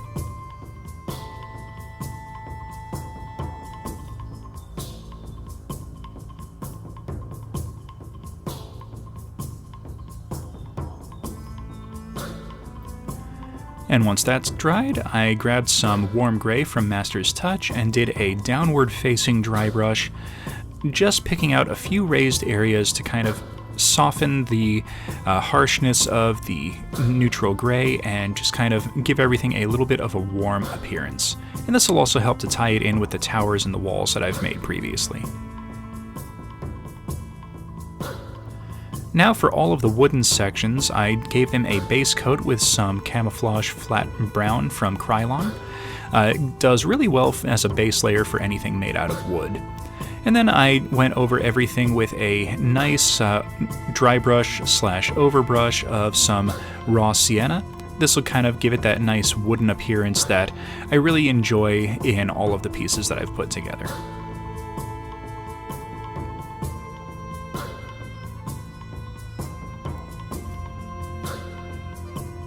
And if there's any areas that kind of get missed in this, it just kind of can be explained as shadowed areas on the piece. Once that's dry, I do a dry brushing of some warm gray, just to give that nice weathered appearance that I really enjoy in any kind of wood piece that's supposed to be outside. I will say getting the inside of these pieces is always a little interesting, but again, any areas that get missed can kind of be explained as, oh, well, these are shadows or areas that don't really get touched all that often. Alright, so now that everything is painted, let's go ahead and start assembling everything together. So starting with the towers, I'm just going to add the beams into the seam creases on all of the foam. I painted these off camera. There's nothing really fancy about them. They're just 7-inch long pieces of barbecue skewer that I painted in the same wood fashion as the walkway, and these just get hot glued into place to hide all the seams on the tower. It also gives a nice little touch of a little bit of extra texture. And I also like the visual of just kind of a wood-reinforced stone tower. Alright, so now we're going to attach the guard post on the top of the tower. And this is just some simple hot glue done around the edges, and if it doesn't look like it's fully on or supported, I'll add a little bit of hot glue off camera. I can take one of these little doors that I make in bulk and just kind of store for later and attach it to the bottom, and then put a hatch in at the top. Now attaching our walkway, I'm going to use a pretty healthy amount of hot glue on the surface contacts and the tabs that are going to slot into the tower. Hold it for a few seconds to make sure everything sets, lay it flat, and do the same thing for the other tower.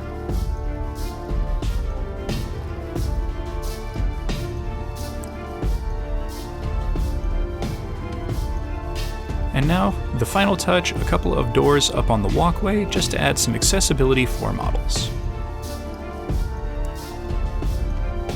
And here we go, the final episode of the project is finished. Alright, it has been many months since this project started, but here we are at the end.